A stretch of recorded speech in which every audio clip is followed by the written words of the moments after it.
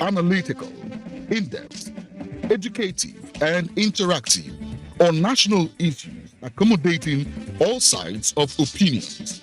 We as a people have understood that we have to fight corruption before it fights us back.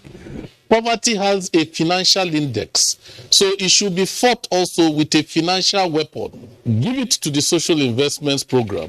It has been a very courageous battle. Tuesday Live, every Tuesday at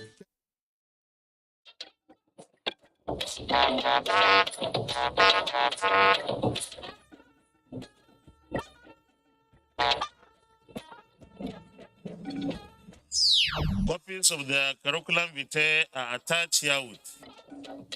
Pre-political party primaries dislodge 7 ministers. Aftermath of contest supplant 7. Buhari awaits Senate's endorsement. It is because of the sensitization, and the awareness now being created more, and people are becoming, very conscious. 9 days to go. Prospective voters flood INEC registration centers. Commission widens windows to accommodate all. The partnership with Naseni will bring in more resources dedicated to R&D that would help that project to move forward. Plus, fight against insurgency. Nigerian military looks inward to boost arsenal. Naseni sets for manufacturing deal. Hello and welcome to 28 Network News. I am Henry John, live in Abuja. Adeola Komiakere joins me from Lagos. Many thanks for joining us. And it's good that you can follow this news broadcast live on our website, nta.ng/live, and all our social media platforms displayed on the screen for updates. President Muhammadu Buhari has written to Senate seeking the confirmation of 7 ministerial nominees. The nominees are to replace those that stepped down in pursuit of their political ambitions. National Assembly correspondent Ignatius Nkwo reports. Sequel to the resignation of some cabinet members in May, President Muhammadu Buhari promised to fill in the vacancies on time. Less than 2 months, the president has forwarded names of those he believes are capable of filling these ministerial positions. President of the Senate, Ahmad Lawan, read the executive communication. Henry Ikechukwu Iko, Abia State. Umana Okon Umana, Akwa Ibom State. 3. Ekuman Kama Joseph Nkama, Ebonyi State. 4. Goodluck Nana Opia, Imo State. 5. Omar Ibrahim Eliakub, Kano State. 6. Ademola Adewole Adegorie, Ondo State. And 7. Odum Udi, River State. Copies of the curriculum vitae are attached herewith. It is my hope that this exercise will receive the usual expeditious consideration of the distinguished members of the Senate. Senate passed bills establishing federal medical centers in Oshobo, Ijebu-Ode, Gada and Onitsha, while the Police Pension Board Establishment Bill, sponsored by Senator Elisha Abu Ishaku, passed second reading. The broad objective of this bill, therefore, Mr. President, is to bring equality, equity, and justice in the payment of pensions between the police and our sister agencies. Senators Sadiq Umar and Aliu Sabi Abdullahi drew the attention of the Senate to what they described as worsening security situation in Kenji Lake National Park. The People's Democratic Party, PDP, has appointed Minority Chief Whip Senator Philip Aduda as Minority Leader of the Senate. He replaces Senator Enyinaya Abaribe, who defected to ABGA. Senator Chukwuka Otazi is to take over from Aduda as Minority Chief Whip. 3 senators defected to other political parties: Ahmed Babakaita, Katsina North, From the All Progressives Congress to the People's Democratic Party, PDP, Lawal Yahaya Gumau, Bauchi South from the APC to NNPP, while Francis Alimihena, Edo North from the APC to the PDP. With this, Senate is now made up of 66 APC members, PDP 39, NNPP 2, YPP 1, ABGA 1. From the National Assembly, Ignatius Nkwo, NTN News. Meanwhile, President Muhammadu Buhari has transmitted to the House of Representatives the Business Facilitation Bill for consideration and approval.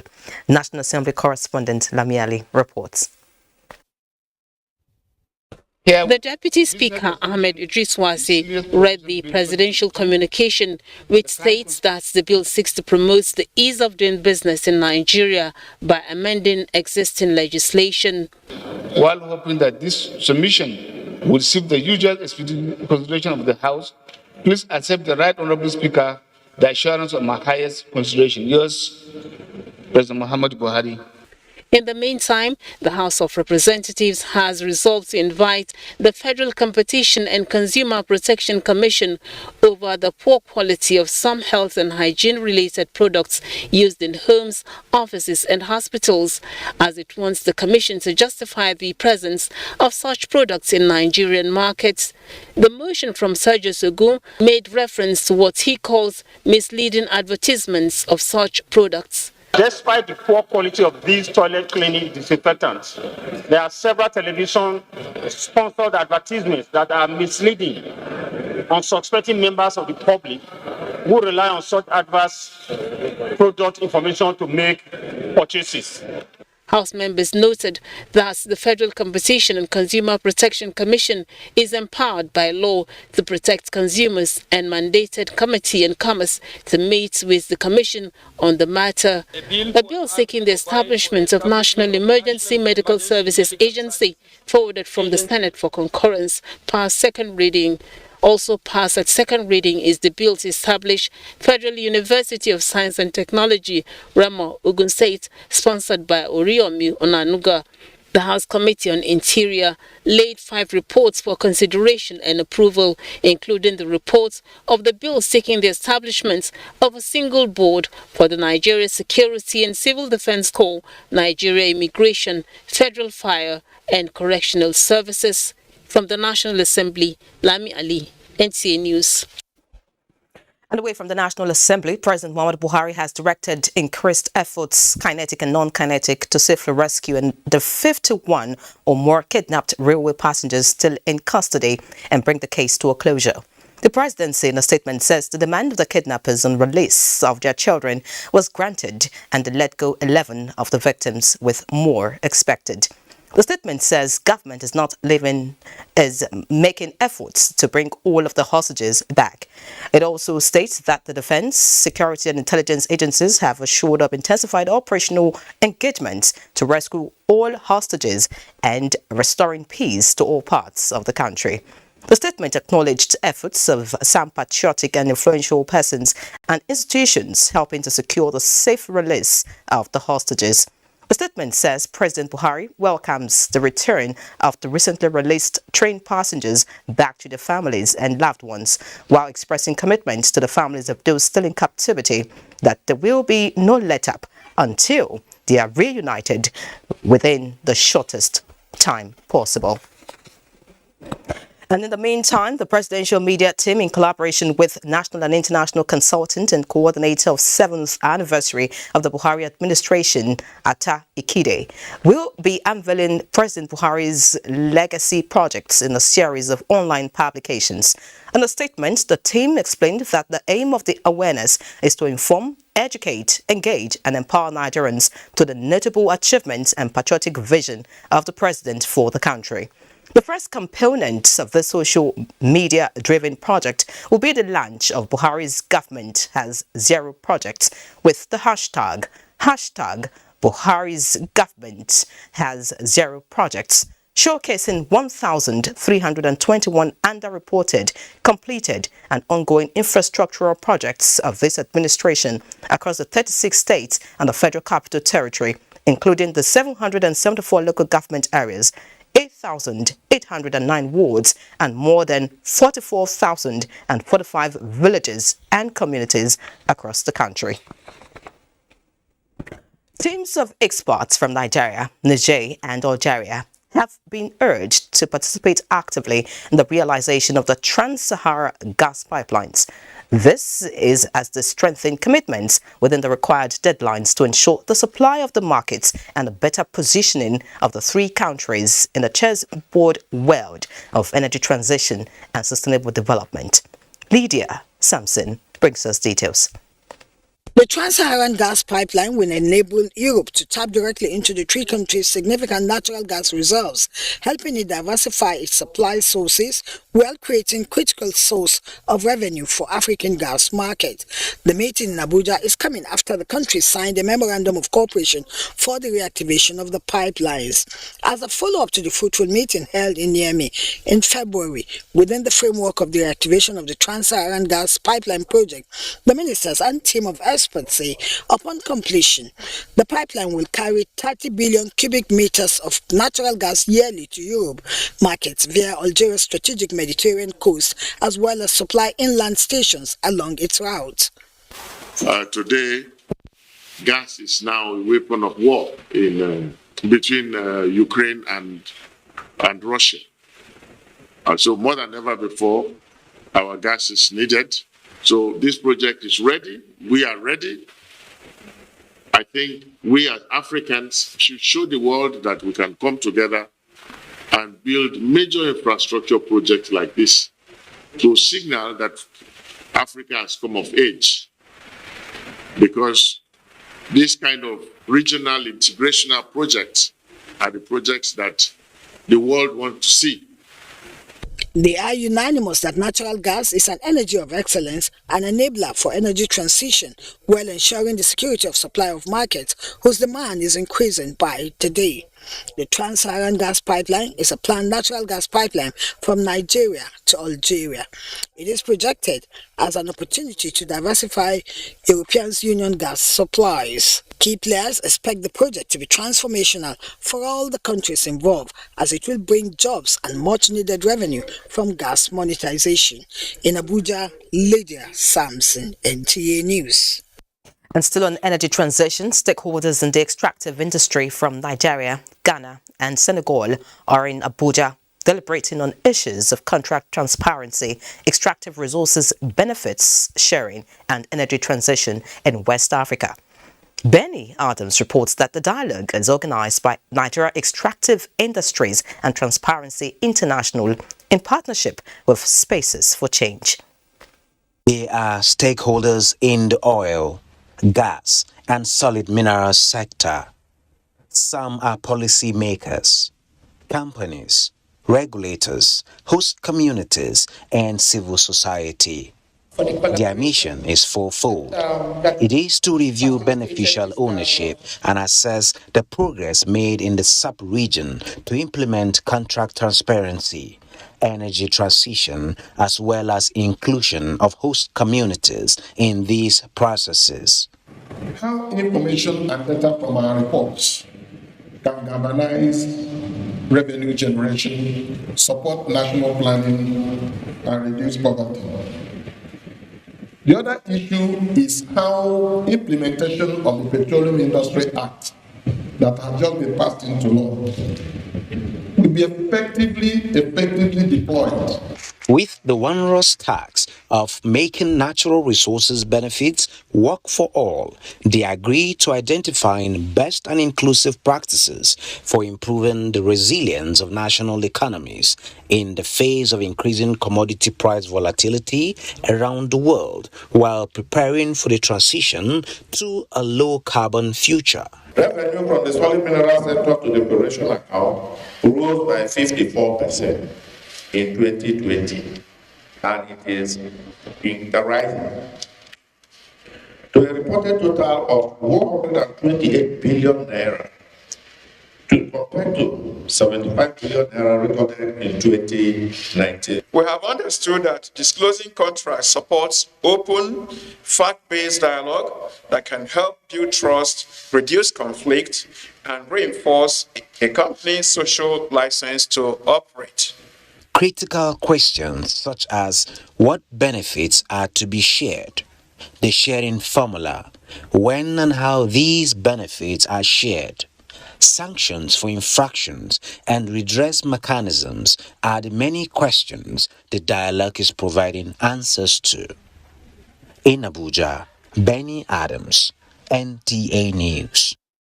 Looking at other issues now, the pathway to national growth and sustainable development is tied to the creative industry.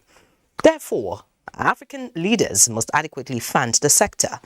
Information and Culture Minister Lai Mohammed stated this while briefing journalists on the outcome of his trip to Cairo, Egypt, for the 29th Afrexim Bank annual meeting.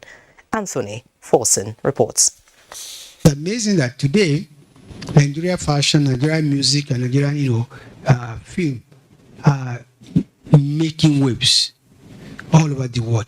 The interaction is coming on the heels of the minister's trip to Cairo, Egypt, where he attended the 29th Afrexim Bank annual general meeting.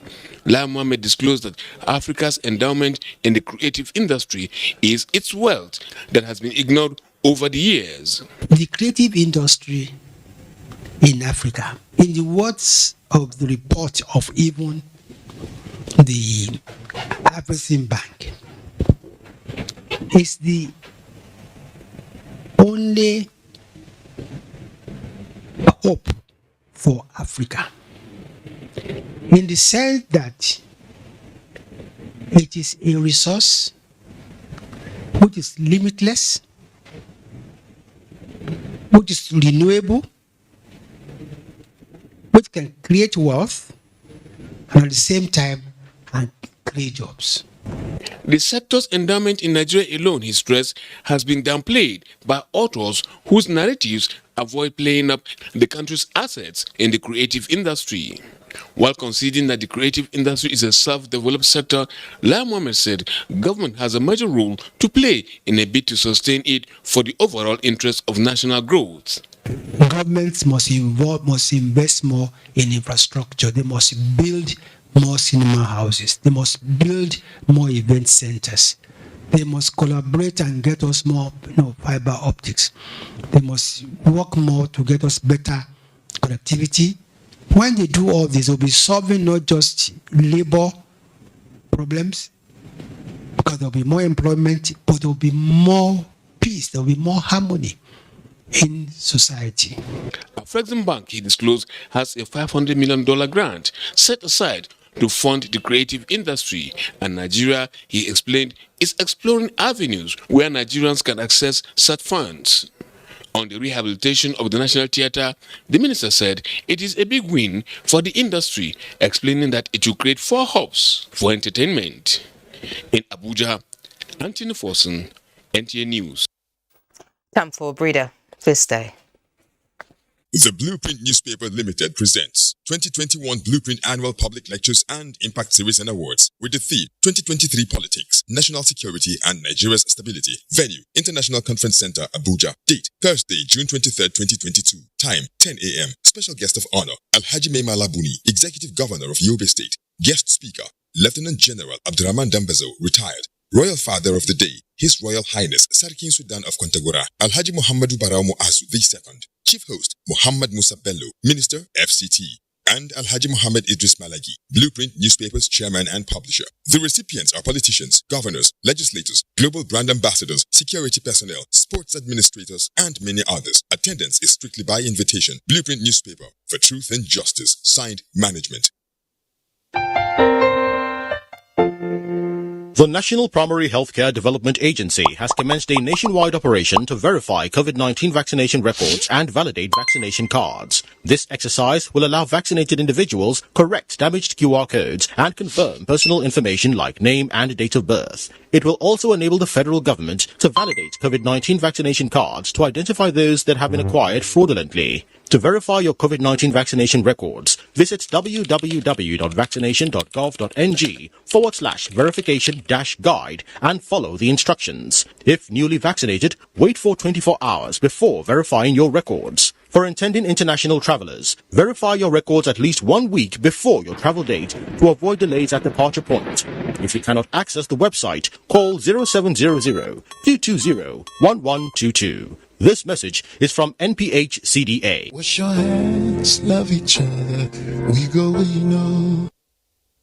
Special wedding invitation. The Deputy Governor of Niger State, His Excellency Ahmed Mohamed Kesso, invites friends, associates, and well-wishers to the wedding party of his daughter, Dr. Hajara Mohamed Kesso, date Saturday, the 25th of June 2022 at the Central Mosque, Mina. Time is 11 a.m. Special guests at the occasion includes the President and Commander-in-Chief of the Armed Forces, Muhammad Buhari, GCFR, Vice President Yemi Oshibajo, GCON, Senate President Ahmed Lon, all state governors, all deputy governors, Speaker Niger State House of Assembly, and all speakers of state houses of assemblies, Speaker of the House of Representatives, Femi Gbajabiamila, the Secretary to the Government of the Federation, Boss Mustafa, Alhaji Adamu Abdullahi, National Chairman, APC, Ahmed Bola Tinubu, Jagaban Borgu, APC Presidential Flag Bearer, Alhaji Aliko Dangote, Chairman, CEO, Dangote Group, Chief Host, His Excellency Dr. Abubakar Sadiq Sani Bello, Executive Governor of Niger State, Royal Father of the Day, Esunupi and Chairman, Niger State Council of Traditional Rulers, Alhaji Dr. Yahya Abubakar, His Excellency Ahmed Mohamed Kesso, Deputy Governor, Niger State, Announcer.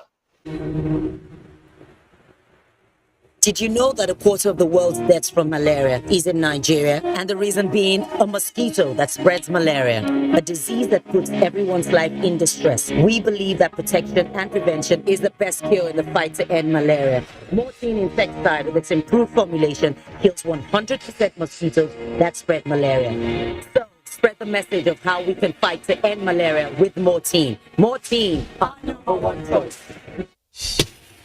Wake up the champion in your child. Give them energy to go further. Milo Active Go and the natural goodness of malt, milk, and cocoa helps wake up the champion in your child. You're always running around. Keeping up with you needs a comforting touch from Huggies with the right stretch for how much you move. Huggies pants comfortably fit baby's tummy. Their 360-degree comfort fit waistband makes them easy to open and pull off and on. So baby can keep on exploring and you keep doing great, Mom. Now in a new look pack.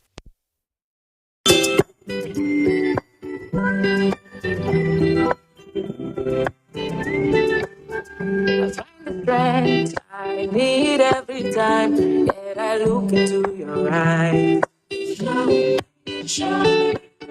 I know they worry, but I know stay you there by my side. No matter what I do, you love me unconditionally. You show up, you love me every day, no matter when I see you. You show me love. You show me love. You show me love. You show me love. You show me no matter what I show you. You show me love.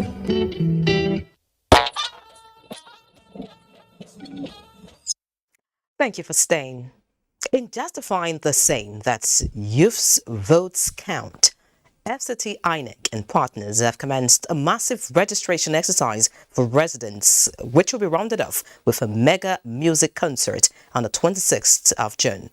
Aisha Uba Ali reports that the 5-day exercise holding at the Old Parade Ground, Area 10, is simultaneously ongoing across the 36 states and the FCT. That was what it looked like at the INEC office last week with the upsurge and clamor for registration. But with the 5-day exercise, all attention is now at the Old Parade Ground, where more than 50 machines have been made available to attend to PVC issues. It is because of the sensitization, and the awareness now being created more. So, and people are becoming, very conscious to go and deliver their own responsibility. Our contribution to this is providing them that platform and that opportunity to get on the register. And in Lagos, like Laulu mentioned, we had lots of young people who showed up.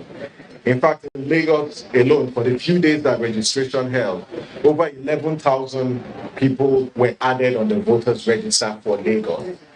We hope that also in Abuja, there will be more than that because of the source. On the speculation of extension, the resident electoral commissioner emphasized that it is a policy decision which can only be decided by the National Commission as the FCT Commission works with directives. It was also an opportunity for INEC to call on eligible voters to collect their PVCs instead of leaving them at the commission after a rigorous exercise. In Abuja, Aisha Uba Ali, NTA News.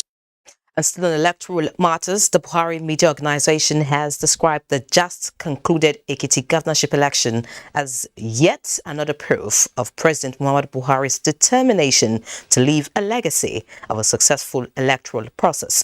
A statement by its chairman, Niyi Akinshiju, says the president's disposition was instrumental to the success of the election, pointing to the feat of early arrival and deployment of the bimodal voter accreditation system, BVAS, to the extent that Yega Africa, a notable civil society group, rating INEC high.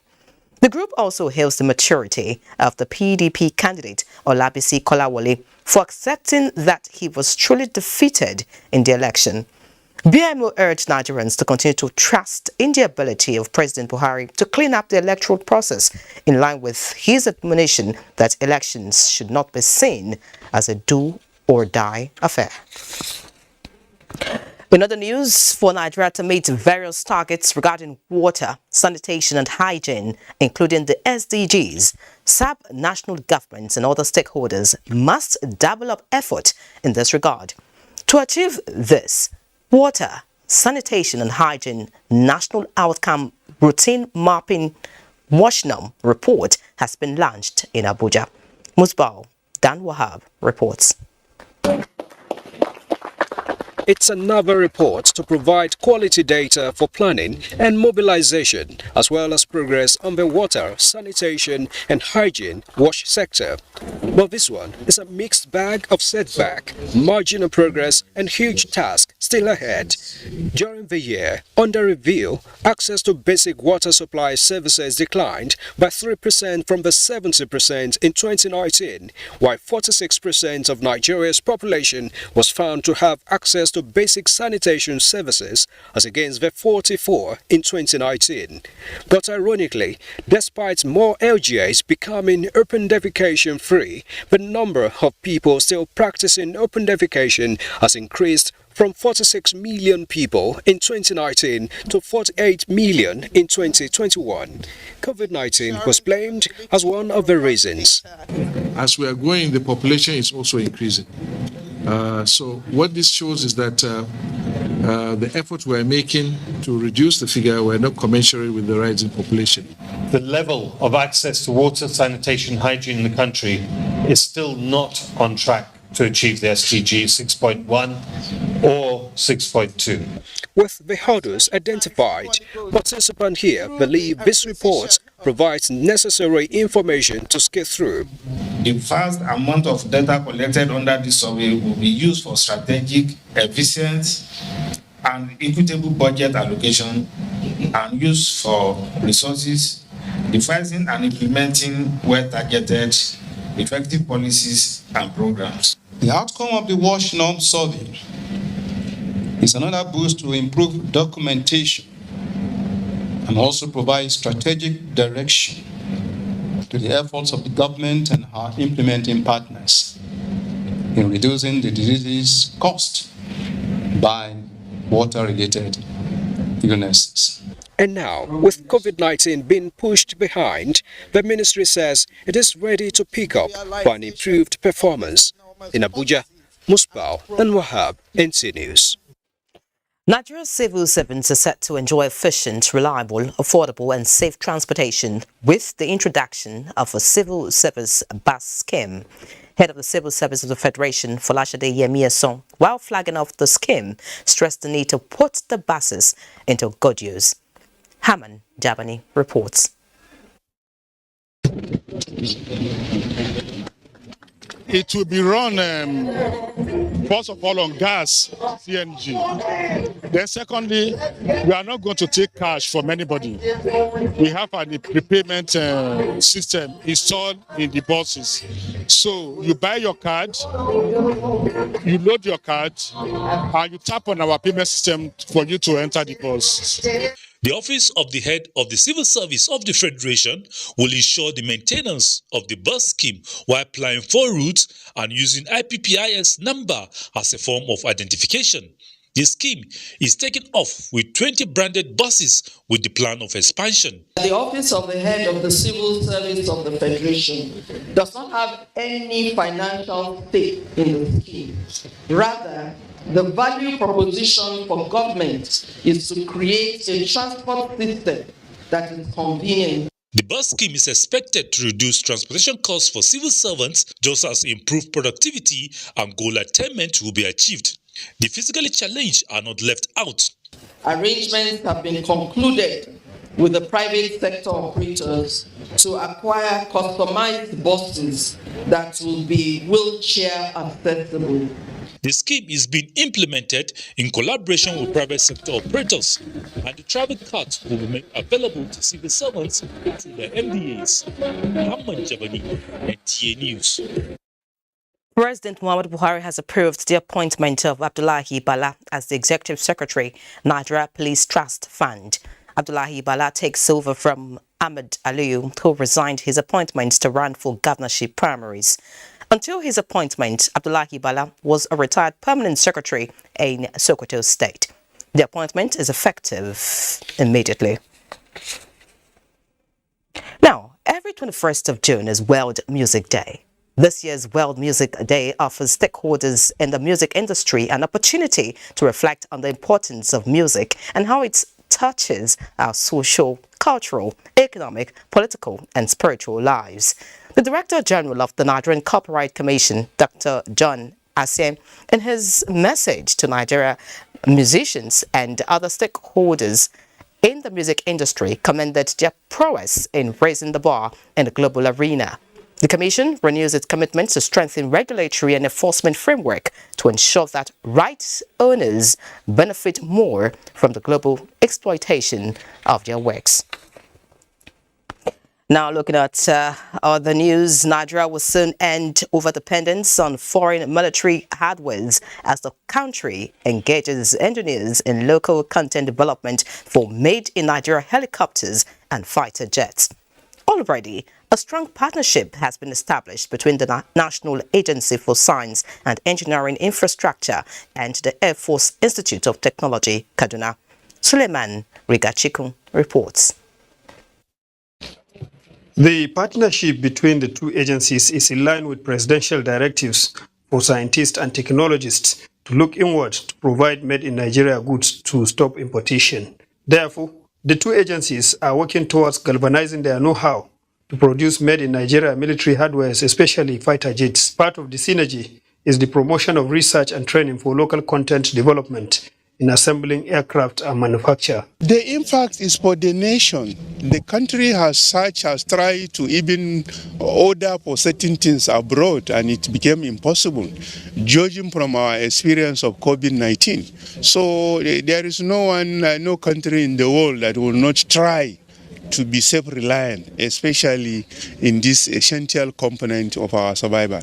Achieving this great idea is what brought officials of these agencies for a formal handing over of space and hangar for the commencement of the Made in Nigeria helicopter project. Courses related to this program have been accredited by both National Universities Commission, the National Board for Technical Education. We've reached the stage we could reach with our local resources. Now the partnership with NASENI will bring in more resources dedicated to R&D that would help that project to move forward.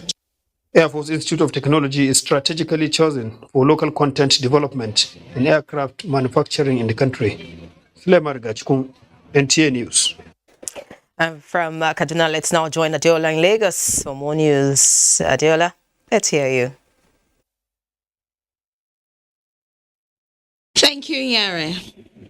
The federal government is on the verge of removing the impediment that has stalled the commencement of freight services on the standard gauge of the Lagos-Ibadan rail line.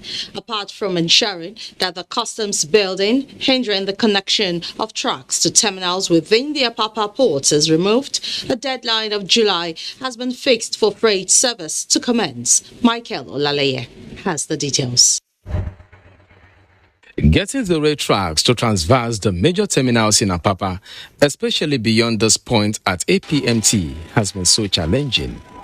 For more than 2 years, this building, which houses the customs scanning equipment, has been a contributor to this challenge. The development is not just frustrating the contractor handling the project, who has been so desirous of completing works around the axis, but stalling the commencement of freight services on the standard gauge.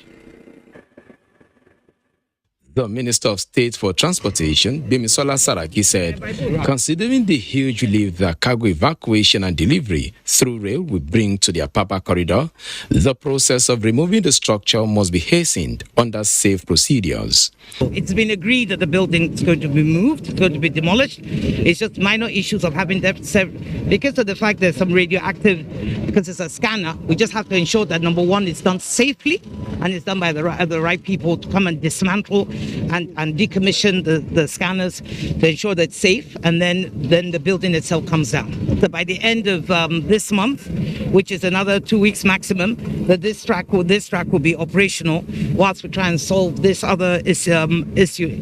Even though the building looks big, it's actually a minor issue. By the time the Federal Ministry of Transport, MPA and Customs sit together to discuss, I'm sure we'll resolve it. The optimism here going forward is that the minister's inspection will yield expected result as the date for the commencement of freight services draws closer. In Lagos, Michael Olaleye, NT News. Nara Takaful Insurance Limited, Nigeria's pioneer composite Takaful insurance company, has announced surplus distribution of 109,846,000 naira to over 200 participants for the year 2020. Chairman of the organization revealed this at a surplus distribution event in Lagos. Hingino John Adams reports.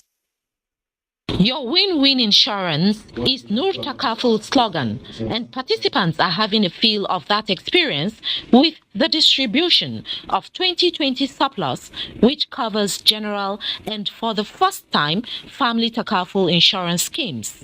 Out of the total surplus, 74,121,000 naira is for the general Takaful participants, while 35,725,000 is for the family participants. With the options that No Takaful and other Takaful insurance companies provide to people that have certain values and of certain faith, it's now possible for us to deepen the insurance market. Because we're the first Takaful operator to distribute surplus in Nigeria, that has gained attraction. We have shown that the model works. We have shown that we keep true to our words. We have equally shown that there's equity and fairness in our model. Even amid economic uncertainties caused by the COVID-19 pandemic, Nur Takaful Insurance Limited has for the fourth consecutive time been consistent in distributing surplus in its general Takaful business. The tenets of non-interest finance should attract anyone and really does not offend anyone. It means not exploiting people. It means being fair. It means avoiding ambiguity in contracts. Some persons, because of their religious belief, they do not want to engage in anything that has to do with riba, which is called interest. So the intention of Takaful model is to give them an alternative. Nur Takaful Insurance Limited commenced operations in January 2017 and has always maintained the principle of ethical insurance. In Lagos, Hingino John Adams, NTA News. That's a beat from the Center of Excellence. Do not forget to follow this news broadcast live on our website at nta.ng/alllive and on our other social media handles displayed on your screen for updates. The network news will continue after this break. Just stay with us. God, they make a run use your phone, Jari. Blow line now. Baba, calm down now. Stop with this NIN wahala. They give me stress. They don't even block my line. But my glow NIN league is simple pass now. Eh? Yeah, simple. Just dial *109#. Take way to do. See. Take. Give my phone. What if I don't get NIN before? Simple. Just go any glow word now. Once you get your NIN. Yeah. Eh? Yes. Plenty guys who don't link their NIN until now their phone still dey block. Then when they go any glow word now, once they go block their line. Eh? Yes, now. I know what make I use your own phone for now. I go start my own later. Guy, talk plenty talk. You know, so when I link my line, glow that me plenty bonus. Eh? Yes, now. And when you link your own line, glow with that shit up to 20,000 naira bonus. 20,000? Yes, so 20,000 naira bonus. Yeah, ma'am. Take your phone. Renew. Yeah. I don't link my NIN. This bonus now for both new and existing customers, so. I miss them. Well, they should be on their way by now. Will it feel like it used to? With everyone so busy these days. It will be fine. Suddenly, she passes right. Grandma,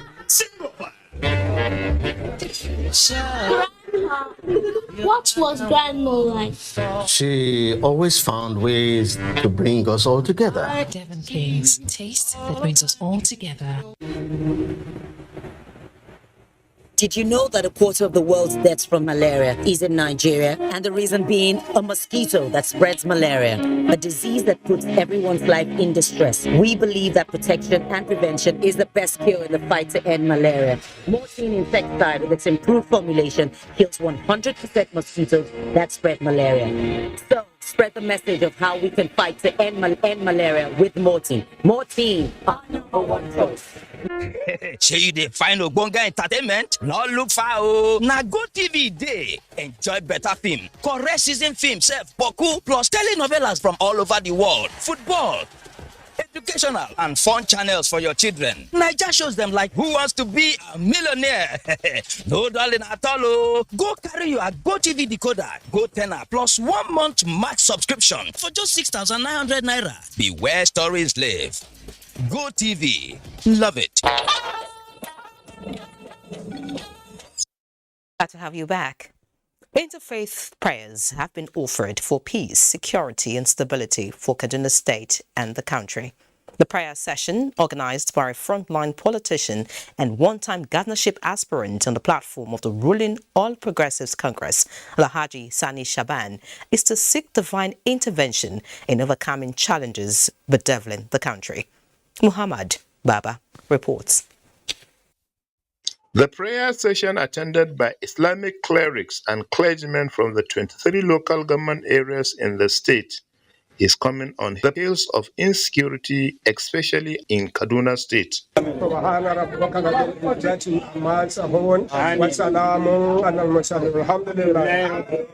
اللهم نسألك الأمن والسلامة في ولاية كدونا يا رب العالمين أنت ولي ذلك والقادر عليه ولا حول ولا قوة إلا بالله. Stand will not be standing in the name of Jesus. Holy Spirit of God, you have never lied. You said your word and your plans for humanity is to give them hope. This effort is a modest contribution of Sani Shaban for stable and prosperous Kaduna State and the country. Anybody who is following the trends of our political history know that whatever we do it with the conscience and the knowledge of God Almighty. While praying for a peaceful conduct of next year's general election, Sani Shaban stressed the need for free, fair and credible elections. In Kaduna, Muhammad Baba, NTA News. And away from religion, looking at humanitarian matters, the National Social Safety Nets Coordinating Office, NASCO, which supervises the National Social Register with support from the World Bank, is engaging stakeholders in Abuja for more sensitization and proper utilization of the data bank. Ruth Aguele brings us details.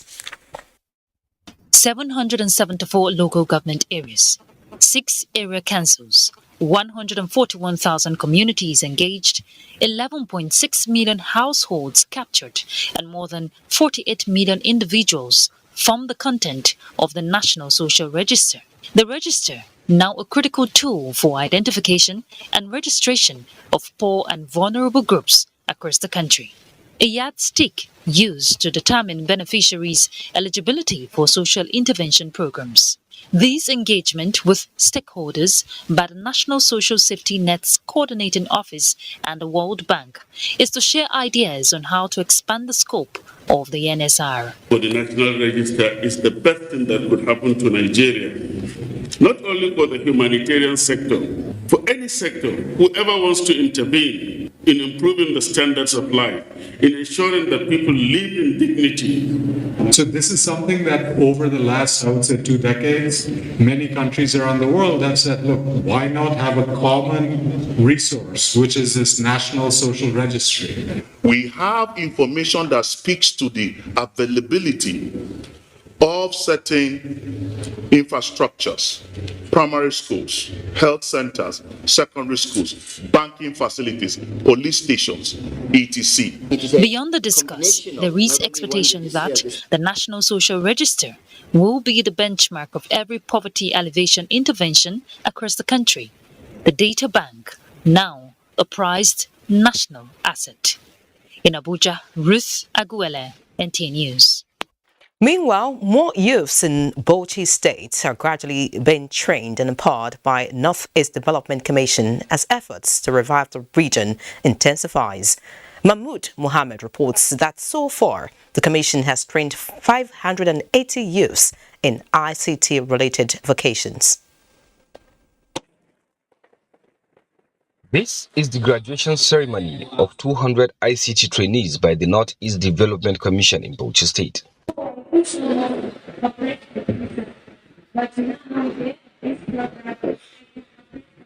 It is a program designed to impact relevant skills and knowledge to the youths and become self-reliant. That, for one, will provide peace because those people who are idle will not be engaged and they'll be self-employed and even employ some other people. That will create peace on one side.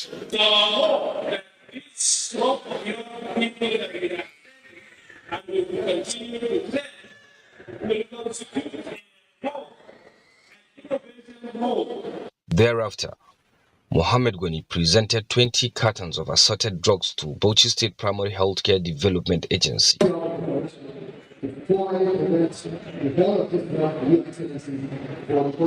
Here, the Commission is constructing 500 mass housing units. Therefore, the Managing Director, Mohammed Gwani, is here for inspection.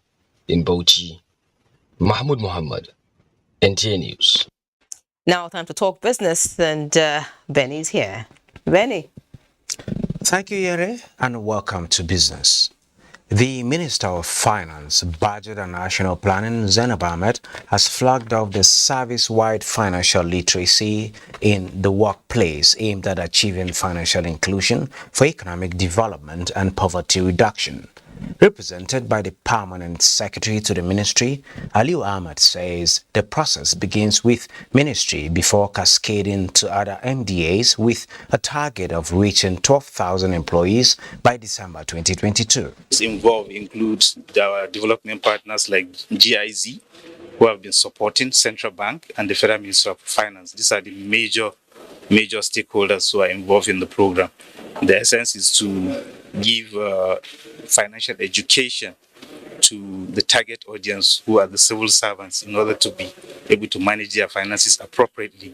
And by that, you would have a critical mass of people in the country who can manage their finances effectively. Possessing the right skills, the right knowledge about, for instance, your needs and wants, how to plan your finances, budgeting, and a list of topics that we have carefully put together in this whole package of what we call financial literacy.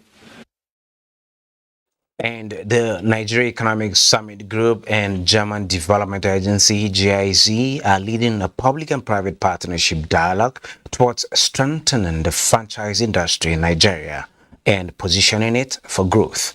The stakeholders say franchising has proven to be a sure strategy for success in inclusive economic growth, increase in trade balance, as well as increase in foreign direct investment inflow. Franchising could provide for business expansion, startup survival, access to finance, and generally job creation were all recognized in the report, which I've just mentioned. The report and a position paper also highlighted.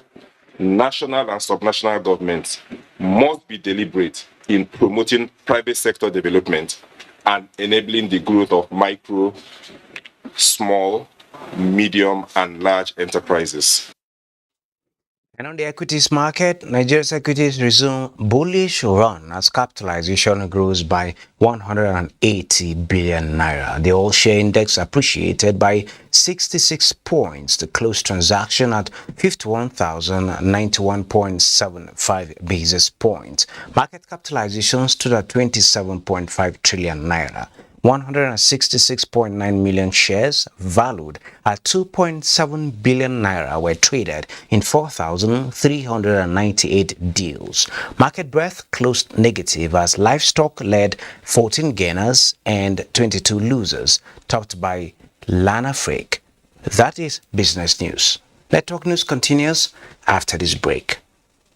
As the 2023 elections draw near, remember, evil prospers when good men and women only wish for peace, but never take a step to make peaceful elections happen. Are you a father?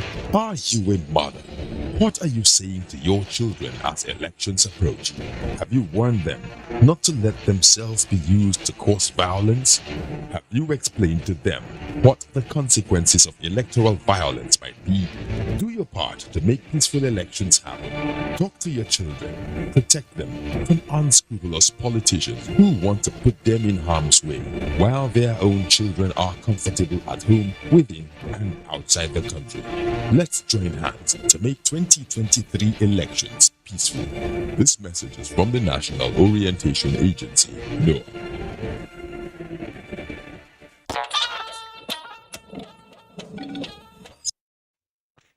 Now time for sports, and Olumide Eguntala is our guide.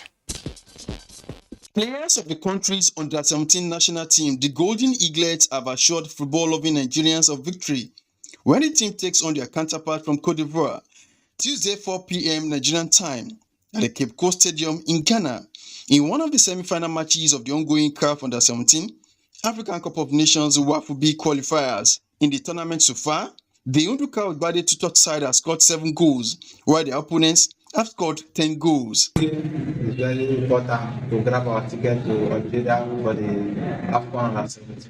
It's going to be a perfect win for us, with all we've been told. It's going to be a tough match, and we have to do our best to make Nigeria proud of us. And I'll do as much as I can to score goals. Like every single time, like that time, they brought me in from the bench, and I did my best to score a goal. Still on football, 9-time African champions Nigeria Super Falcons are scheduled to take on 2011 FIFA Women's World Cup winners Japan in an international friendly match on the 6th of October 2022 at the Novio Stadium. The Falcons are presently in Abuja camp ahead of 2022 African Cup of Nations slated for July in Morocco. In another news, one football governing body, FIFA, and World Athletics said they are reviewing their transgender eligibility policies after swimming passed new rules that stop transgender participation in women's events. The Swimming's World Governing Body, FINA, voted to stop the participation of transgender athletes in elite women's competition. The new policy states that male to female transgender swimmers are eligible to compete in women's competition only if they can establish to FINA's comfortable satisfaction that they have not experienced any part of male puberty beyond stage 2 or before age 12. In tennis, Serena Williams is set to return to competitive play after a year out of tennis when she plays on Tuesday at the Eastbourne Doubles with 23 singles and 14 women's doubles titles at the Grand Slam events. Serena has not competed since she was injured at Wimbledon last year. With sports updates, Olumide Eguntala, NT News. The death has occurred of Chief Ike Joseph Chinwoba, aged 67. The late barrister Chinwoba is to be buried on the 24th of this month at Aguleri in Anambra East local government area after a requiem mass at St. Joseph's Pro-Cathedral Catholic Church by 10 a.m. Interment will follow at his residence.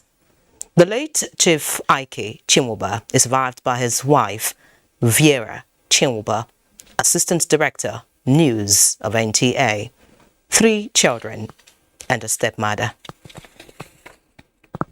And that concludes NTA Network News tonight. Many thanks for watching. And here's a quick reminder that rape is a crime. Speak up and take action. I'm Yen Ray John. Have a good night.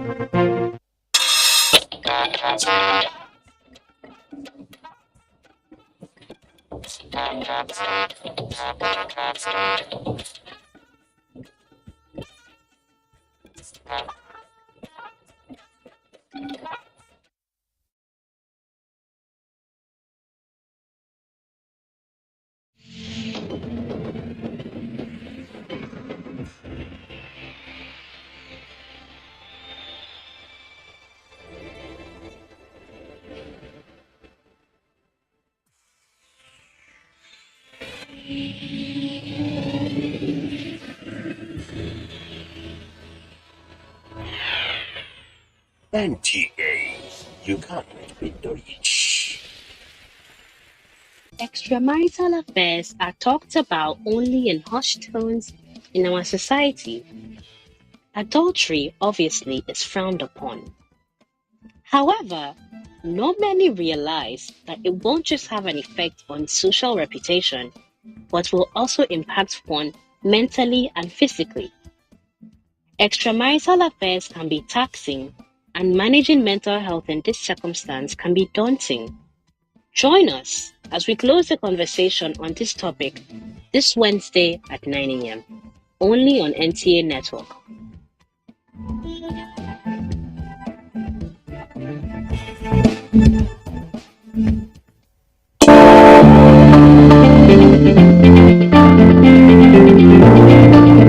Naysayers have recently ramped up their criticism of the Buhari administration for borrowing. These critics are very insincere. We do not borrow for recurrent expenditure, neither do we borrow to pay salaries. We are borrowing to build world-class infrastructure that will benefit generations of Nigerians. And we have a lot to show for the loans we have taken. Today, the standard gauge rail line between Lagos and Ibadan are running very well. Today, we have new airport terminals in Abuja, in Kano, in Lagos and Port Harcourt. Today, the Itakpe-Warri rail line that was abandoned for decades is now running. Today, we have well over 13,000 kilometers of federal roads under repair, rehabilitation, and reconstruction. There's a road project in every state today. Today, we have started the countdown to when the second Niger Bridge, which successive administrations have built only on paper, will be completed.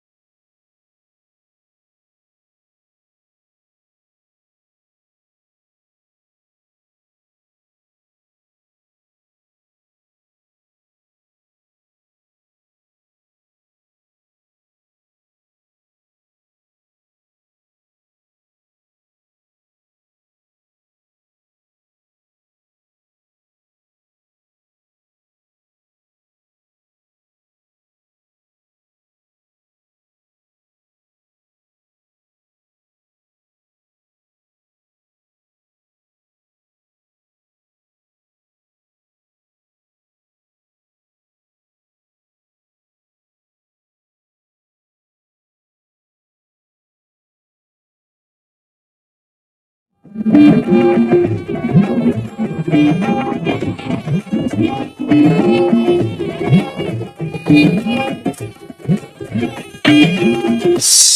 is the network service of the NDA.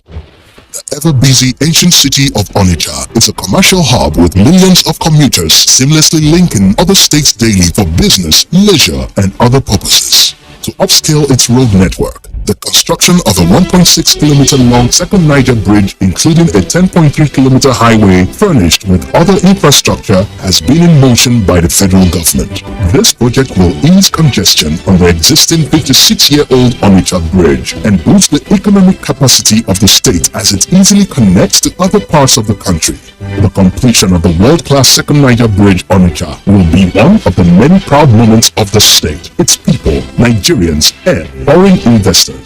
Onitsha, which hosts the largest market in Africa, is geared up to boast of an impressive road network. Once again, these moments are made alive by the federal government, and it is deserving of all the applause.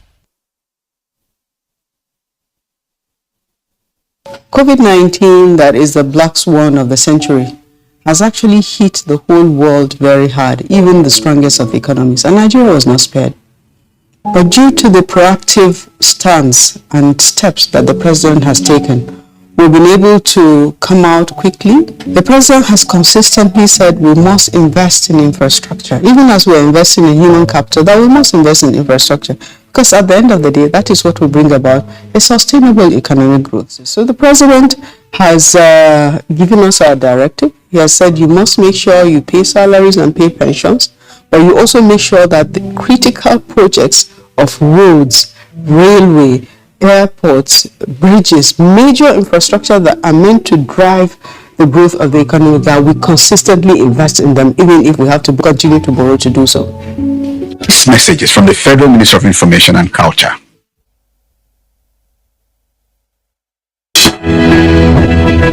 The counsel of our fathers, I will urge and advise our younger generation to use talent and brain to sort out problems, not arms. Nigerian youths, let's build our nation together.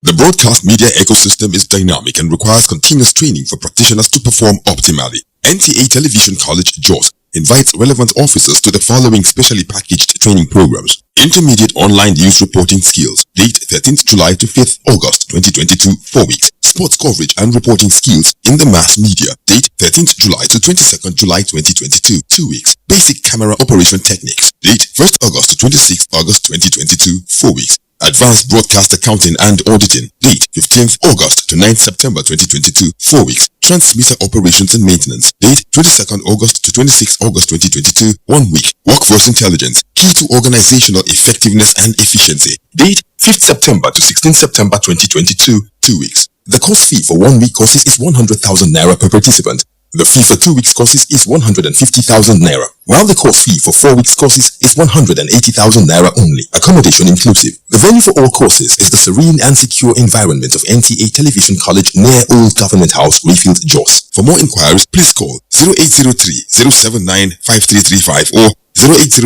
0806-9809-807. NTA TV College, Jos, training you to be the best you want to be.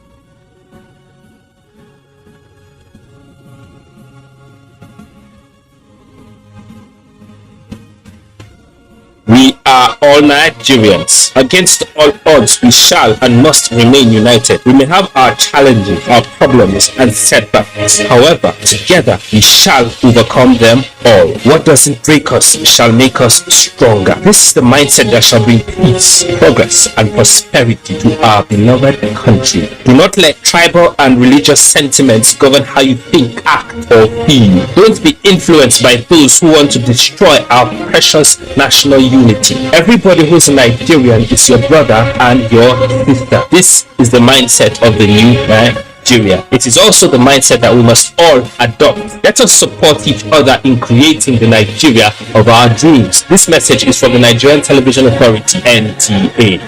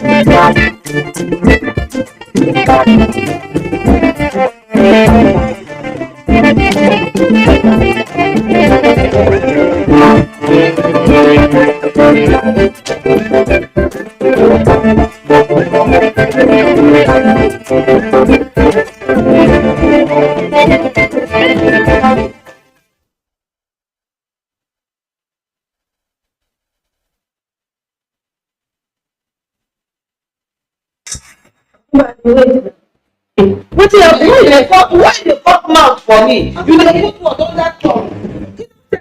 You tell me now, they can't go back.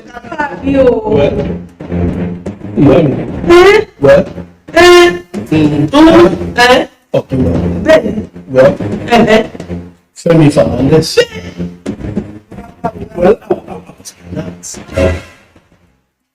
Okay, me. Are you smoking something? Who is smoking weed here? I'm not smoking anything. You're not smelling weed. Weed is somebody. I used to pick my phone. What did we get from? I didn't smell anything. I said somebody is smoking weed here. Smoking? Nobody is smoking. What is it? Somebody is shouting. Somebody is shouting. Somebody is screaming for help. How? How come? I'm hearing that from. Let's check. The noise is coming from inside. I know what I'm hearing. Are you looking fresh for your date? Get even fresher with Close Up. New Close Up Triple Fresh Formula. It cleans deeply, fights 99% of bacteria, and cools intensely, keeping you protected and fresh. Just a picture. Still fresh, still protected. Feeling cool and protected. All day confidence to get close. New Close Up Triple Fresh Formula. I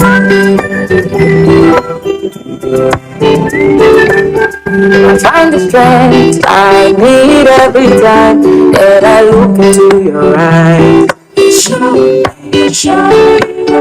I know the worry, cause I know that you do by my side. And if I fall out, right in the midst of all my hours, you know that I am on my way. You're all there for me. No matter what I do, you love me unconditionally. You show up for me every day. No matter when I show you, you show me love. You show me love.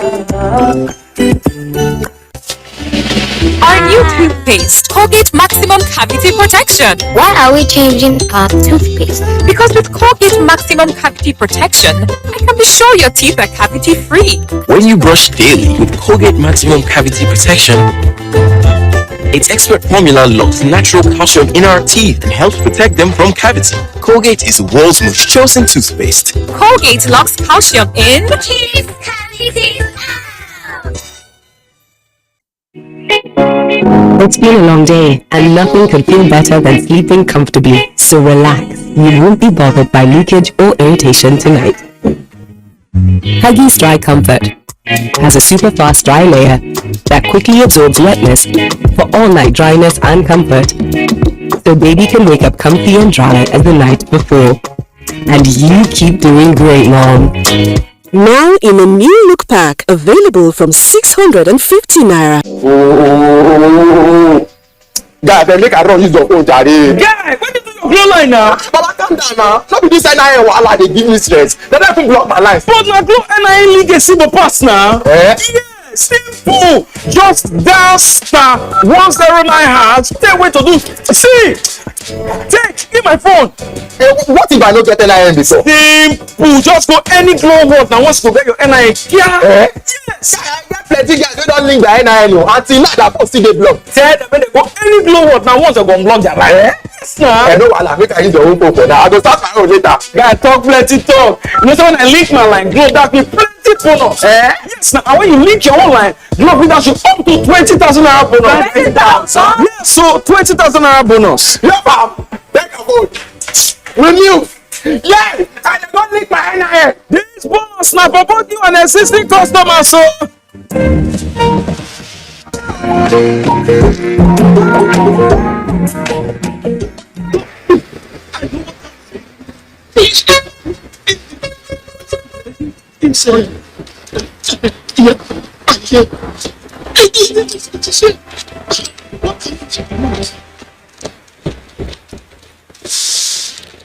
Hey, Osuba.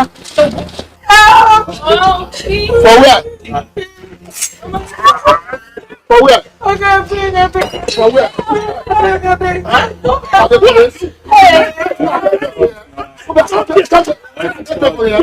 What is going on here? How? Charity! What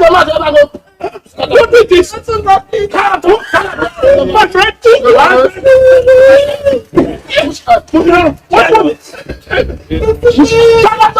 I don't tell her. Now me do anyhow for that place. Good morning, I mean, sorry. You say you get oil for your head, man. Who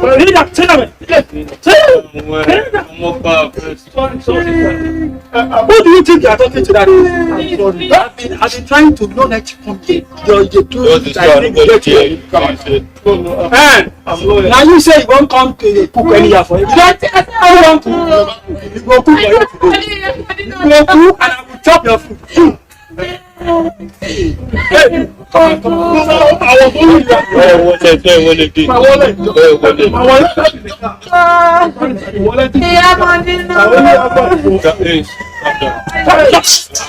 I will blow your head.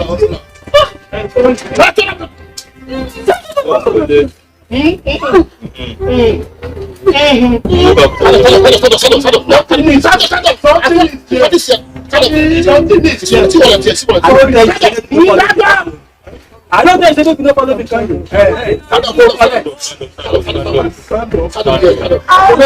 Stand up. They deceived me. They were going to give me a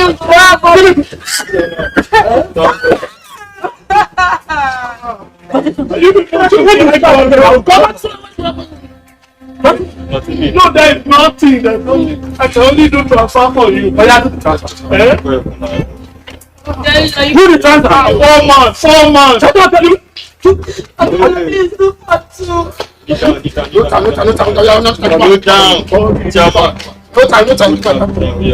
Keep a cat over. You know me? No, you know, sir. I will tell you to pilot it. I will chop you anyhow. Start to the transfer. I'm doing it.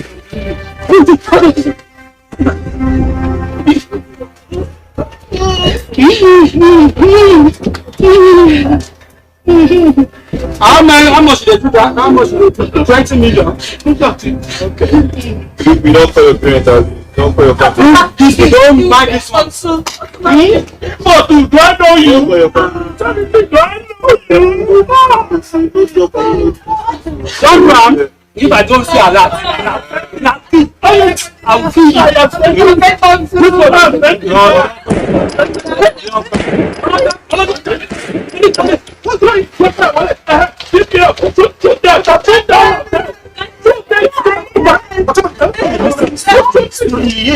Sorry.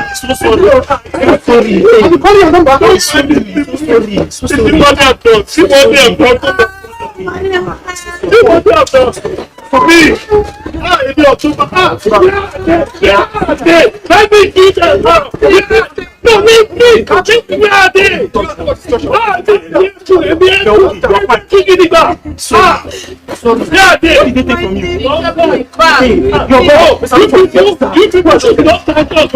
don't know. We came here together. We came here together. The teacher together. We came together.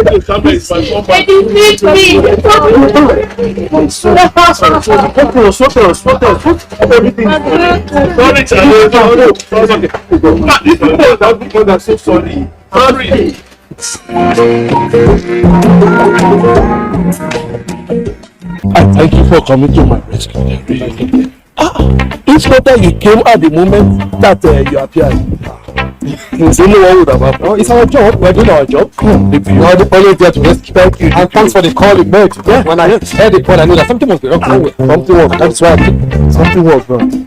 So I can see the project is really going on fine. So when we thank God, this project had been abandoned for over 35 years. Yes. But when the president now summoned me, he gave me the mandate to complete this project and hand it over to him for commissioning before he hands over. Wow. And that is what I'm planning to do by the grace of God. You have done very well here. Thank you very much. 70% complete. Oh yes. Thank you. We did not spare any expense to make sure that we get to this point and we will finish it. I assure you one thing. I will hand over this project to my president before he hands over by the grace of God. the landscape and you can see the beautiful landscape. See, by the time we finish, we will have swimming pool in one corner. I'm even thinking of having race course. Race course and a golf course. You see that corner down there? Golf course down there. And then any part is where helicopter will just come and land. Oh, just leave it. Wait out when you finish. Wait out is me. And you have the money to complete this project. Money is there. We will achieve it. We will achieve it. DPO, look, I appreciate you, Jerry. You're always running around. Keeping up with you needs a comforting touch from Huggies with the right stretch for how much you move. Huggies pants comfortably fit baby's tummy. Their 360-degree comfort fit waistband makes them easy to open and pull off and on, so baby can keep on exploring and you keep doing great, Mom. Now in a new look pack.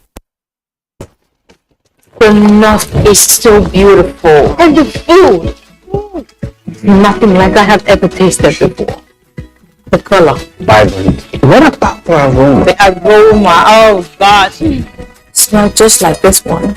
It smells so good. Yeah. Your Dambo Shinkafa tastes even better. How did you do it? Onga seasoning. It's all the seasoning you need for great taste and aroma. Onga, Mama's helping hand. Not all washing powders are the same. Sunlight adds bursts of freshness to cleaning power to give you Sunlight 2-in-1 for sensational cleaning and freshness that lasts. Sunlight 2-in-1 sensational cleaning with burst after burst of freshness. Introducing Sunlight with luxurious oud fragrance. Times 10. Get a Glow SIM today and enjoy 1,000 Naira sign-on bonus for voice and data. All new and existing Glow subscribers also get 10 times the value of their every recharge, plus up to double their data recharge as bonus. All Glow subscribers also get up to free 20,000 Naira bonus for voice and data. That's so they will kill you. What is oh my iPhone? It was not my former. The Abuja site engineer, Rufus. Exactly. Rufus cannot. Yeah. That day, I was in my office. Attending to some of my banker people that came. That was how. You see, it is just a 2 minutes. I am sure that we can rectify this. Okay, sir. This is the file from the record we have. Yes. And I think you may like to take a look at this particular. All right. Yes. Thank you. You see, this is what I'm talking about. It is here. Look at this. Look at it. Okay. He is there in black and white. October does not before us. Yes. Awesome. Okay. Thank you, Gary. It's okay. It's okay. We actually realize we are wrong. Thank you. But Otuba, I'll take this to our head office. Well, perhaps can you make a photocopy of this? Yes, absolutely. Right. Make a photocopy. And send them to me. So I can send it. Thank you. And while you are please getting some. No. Otuba, I'm okay. I should. Even water. I have to get you something. But you're generous. Thank you very much. No. If what? It's okay, Otuba. Water. I'll go. Get me water. Bottled water. Thank you, Otuba. You know in Nigeria now we need to take hotel. It's you. Or do you want No, Otuba. I'll pass on this. I really appreciate it. Alright. You are just generous. You are correct. You know in Nigeria we need to take water. The doctor said take 8 cups of water a day. You're right. And I said that is abroad. In fact, that is abroad. Here in Nigeria, you need to take up to 24 hours. You mind to get dehydrated all the time. You are correct. Thank you very much, Otuba. It's a pleasure. Thank you. It's a pleasure. That's wonderful. Yes, Otuba. Hey, what did they happen for Tumba's site? Marvelous. But I go back to check what did they happen. This is not possible. Hey, I will go. Nothing can happen. Nothing at all can happen for this site today.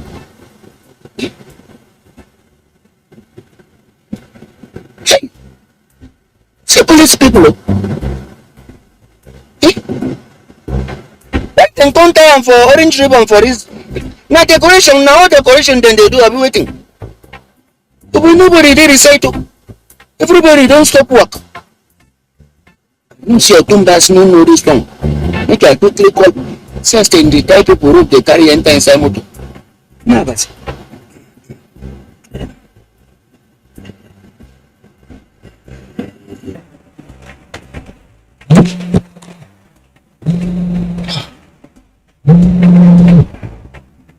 hello, Tumbas. This one that you are calling me, I hope everything is okay. Otumba, you see that question? Now make it up. Now you supposed answer me, Otumba. Meaning what? I don't understand you. Otumba's waiting up on your side. No work to do. Business, Mama. So I drive. Don't pass your side. Oh, they see orange rope like this or ribbon. We didn't tie for there like say they want to party. My side. Police will ribbon. I just passed there this afternoon and what was going on? Worse and east. No be the same thing. Now inside east na dey now. Oh yes. And now waiting I receive my koro I now tell you. Okay, you know what? I don't understand what is going on. Stay right there. I'm coming to meet you. Sure. Okay, no problem. I no go come out. Oh yes, I no go come out. I go wait for you. I'm coming to meet you. Okay, I'll wait. Ribbon and police on my site. Do they know well? No work again today because there's no way everywhere can be like this. In fact, make I off this guy first. Make I off this guy. Wait, make I back and wait for the fire over.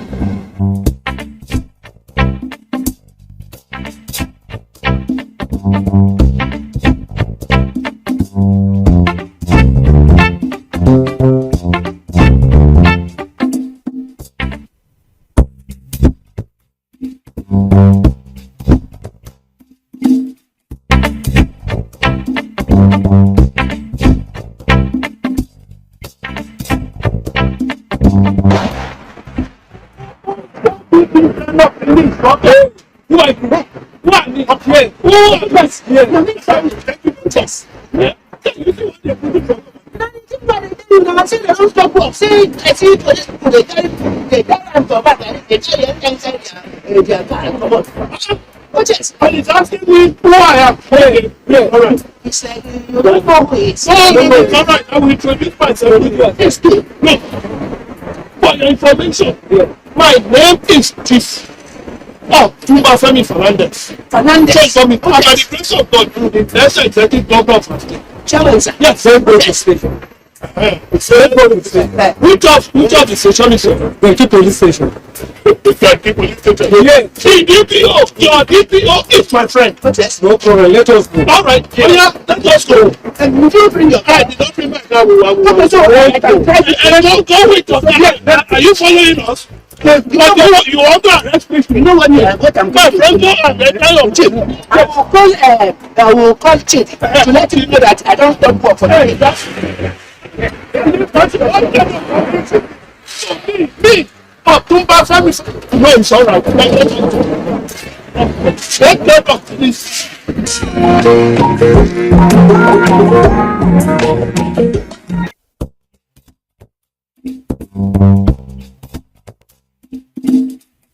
They disgrace your community to this nation. How can a young man like you indulge such a wicked act? An engineer, a qualified engineer, a right engineer, very of trust we are given such position, and all you could do is to divert the site for kidnapping. You wicked soul.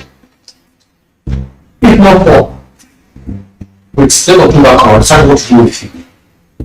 Nothing. Yes, I love you. Tumba. This man here is my engineer. Every you is the one fine building engineer. God, in fact, is the chief CEO of Abuja Construction. It should not be here. It should not be here. Tumba, you have forgotten the police is your friend. We know. I will have our ear on the ground and our nose on the air. After investigation, we'll take action. And that's what I'm doing here. From their own goods. That is very good. I don't understand it too. Tumba, we have come to realize the dehumanizing activities going on your site. I remember you reported to us some time ago. Tumba, this man sitting here. Rufus! Answer me! Who will tell you? Talk to me! Tell me what you've been doing. Oh, let him tell you what you've been doing. What? Rufus! You're not speaking. Talk to me! Rufus! What's that? Research is brave. Right. Don't walk!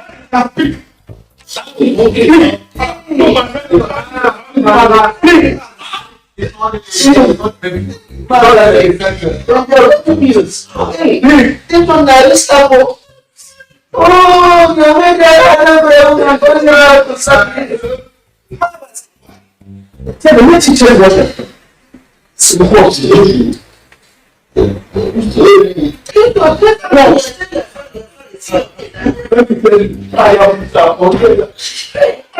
I gave you any opportunity. I'm not talking. So let me tell you, this young man here is a kingpin of the greatest kidnappers in this town. No, kingpin, Bawo.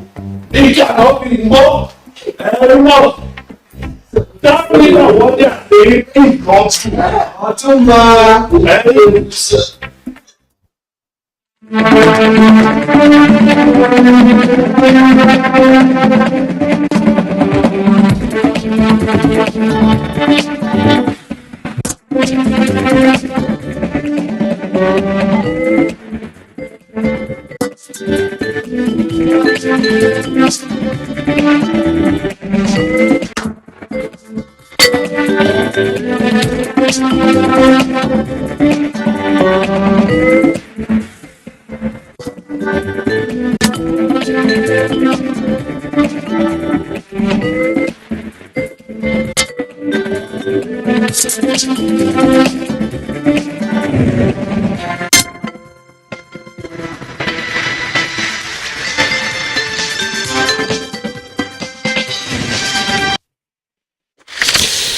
Hello and welcome. This is NTA Tuesday Live and I'm Cyril Stober.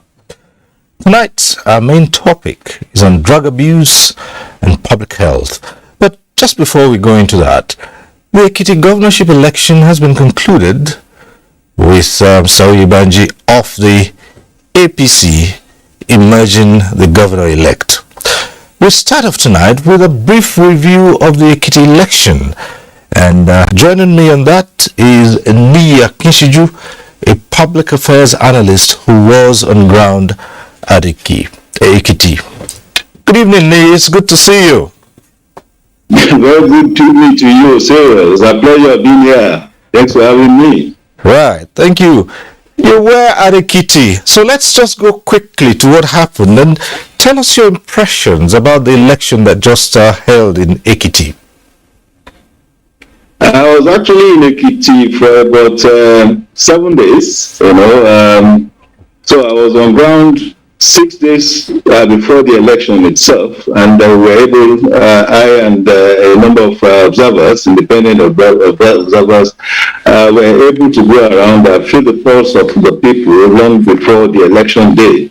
Yes, there was what we call a preponderance of sentiments positive about the election, and of course much consciousness about the coming of the election. I witnessed the mega rally of the APC, the ruling APC in the state, and of course the SDP, Social Democratic Party, in the state too.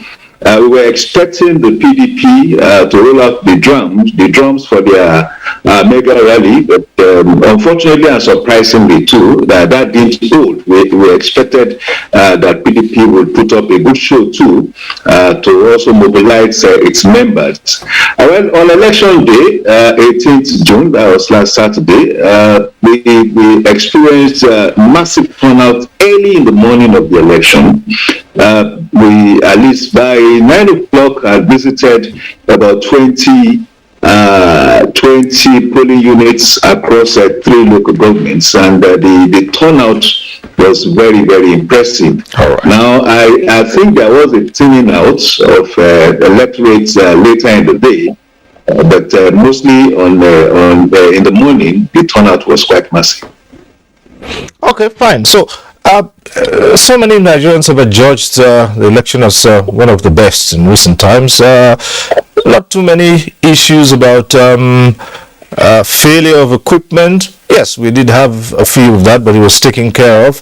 And of course, true, in some parts we heard about violence, but it was not widespread. So on a general note, would you adjudge that as one of the best we've seen in recent times? I actually posted personally on my Facebook and Twitter handles, my Facebook page, that this was perhaps the most peaceful election since the 1999 election cycle in the States. We've had 7 election cycle. This is said to be the most peaceful because we didn't hear at the time we were moving around observing. We didn't hear of any form of violence. It was just later, and it had no direct relationship with the governorship election. It had to do with an House of Assembly by-election. That what I call an offbeat violence was recorded. Generally, people were in a very, very festive mood. By 1 o'clock of that day, the turnout, as I said, was okay. And we were very happy with the INEC. Everybody commended INEC, for getting to the polling units, commissioning and opening the polling units early enough. The machines were working. And in fact, the idea now is to encourage INEC not to be bothered with storing their equipment with the CBN. What they did was to move the logistics and all that from their local government offices, respectively to the polling unit. So it was quite the process was convenient. The process was tension free.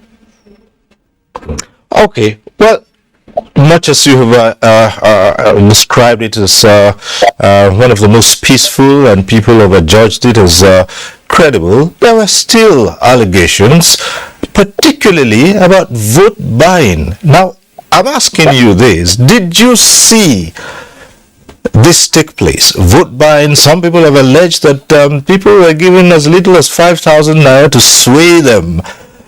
Did you notice this in the areas you visited? Well, we had it as rumors. I had it personally as a rumor, but I didn't see, I did not witness such. And the rumor had to do, to cut across all parties, all the three main parties, the PDP, SDP, APC. We were hearing that money were being exchanged and all that. But I didn't see any form of exchange. I didn't witness any form of transaction, as it were. But of course, we have reports that the EFCC made some arrests. Well, be that as it may, finally, how would you assess the level of awareness, political awareness in Ekiti State? But don't forget that the state is made up of very enlightened people, especially in the urban centers. We visited a number of urban centers. When I was in Ekiti, I was in Ado Ekiti, I was in the Factory Ekiti, I was in Imidosi local government generally. I was in Colgate, a number of towns in Colgate and all that. And everywhere we went, people were talking about the election. And of course, we also visited the non-indigenous. I was with the Hausa community, the Edula community, the Igbo community and all that. Everybody was mobilized. So I think generally there was a strong consciousness of what the election would be. And but I think what will pass, for a commendable atmosphere or environment in the run-up to the election was that nobody was talking about engaging the others in any violent form of exercise or conduct, as it were. All right. We'll have to leave it there for now. Thank you very much, Nia Kishiyu, Public Affairs Analyst, joined us via Zoom. Thank you for your thoughts, Nia. Thank you. My pleasure, sir. Thanks so much. Right. And now to our main topic. About 40% of Nigerian youth between the ages of 18 and 35 years are deeply involved in drug abuse. And one of the top factors blamed for this socioeconomic crisis is poor parenting. Addiction to illicit substances has reached an alarming rate, constituting threats to the nation. But there is a way out. Tonight, addressing drug challenges in health and the health and humanitarian crisis with those who should know. But first, let's get to see this report from our correspondent Abdul Malik Hassan. It is a cross-path, one of the major spaces for trafficking of illicit drugs in and out of the country. But beating the security has been a tough one. Many have been arrested in failed attempts, despite exploring different means. Most of these suspects tell similar stories of being oblivious of the contents they are conveying for a stipend compared to the street value of the drugs. I decided not to ask much question because he just told me, go, they will give you this bag. When you get to Abuja, you take it to Lagos. But before you get to Lagos, I'll give you a number that you call. Then the guy will give you 500. I hope it will be sufficient for what you need. I said yes. But their story alone won't exonerate them, so they are tried before the court. Nnamdi Azikiwe International Airport has been one of the major routes for peddlers, but the command was on its top game. Many arrested, while 4 persons have so far been convicted, with one of the traffickers serving 21 years jail term for 781.52 kilograms of heroin offense. Abakari is another case study. He is a defendant in a matter pending in court for his alleged involvement in 5 billion naira cocaine deal. even though 2 persons involved in the case have been convicted and remanded in jail. But in all, the action of these traffickers is on the victims who knowing or unknowingly consume these substances. At the end, it is dependency, lack of productivity, and most times stigmatized by family and members of the society. Substance use is now seen as a public health issue rather than a criminal justice issue. And so if people are using drugs, we do not see it as a criminal issue. And so the idea is for governments and organizations to focus more on prevention activities, education of the public for people to get to understand the need for them not to start using drugs, and for those who are using drugs and develop problems from their drug use to be treated rather than criminalized. And there are some who are using drugs and they find it difficult to stop their drug use. If possible, provide harm reduction measures so that though they are still using drugs, they do not get harm from their drug use, neither do they harm other people within the society. But the irony of it all is that many go about their daily businesses, most times not knowing what this set of individuals pass through. So they are left to their own devices. Relapse is something that happens to everybody, honestly. Like I would say, it's a gradual process. So you don't rush yourself into it, you don't be overconfident about it, you stay away from places that you know will trigger you or whatever.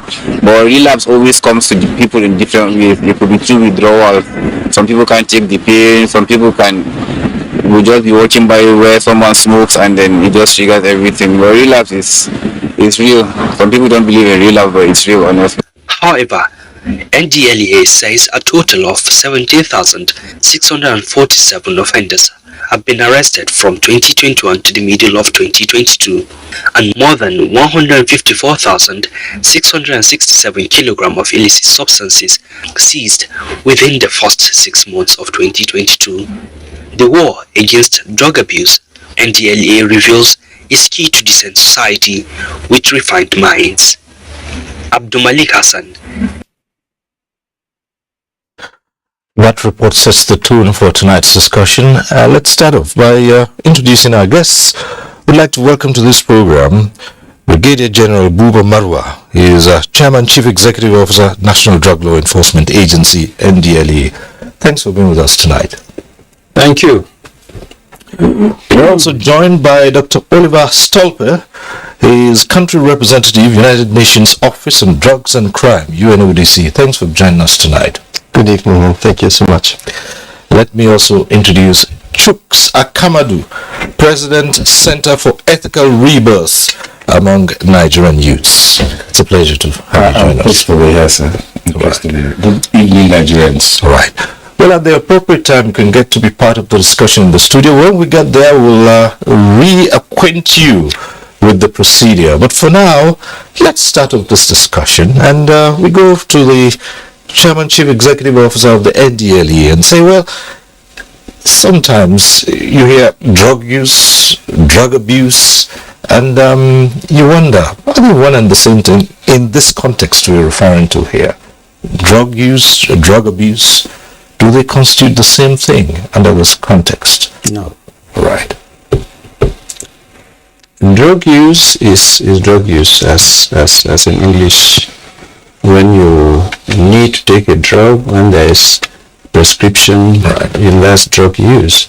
But when you use drugs out of prescription, even if you got a prescription but you use it beyond the prescription, for instance, you have a certain dosage and you take more than that, that's abuse.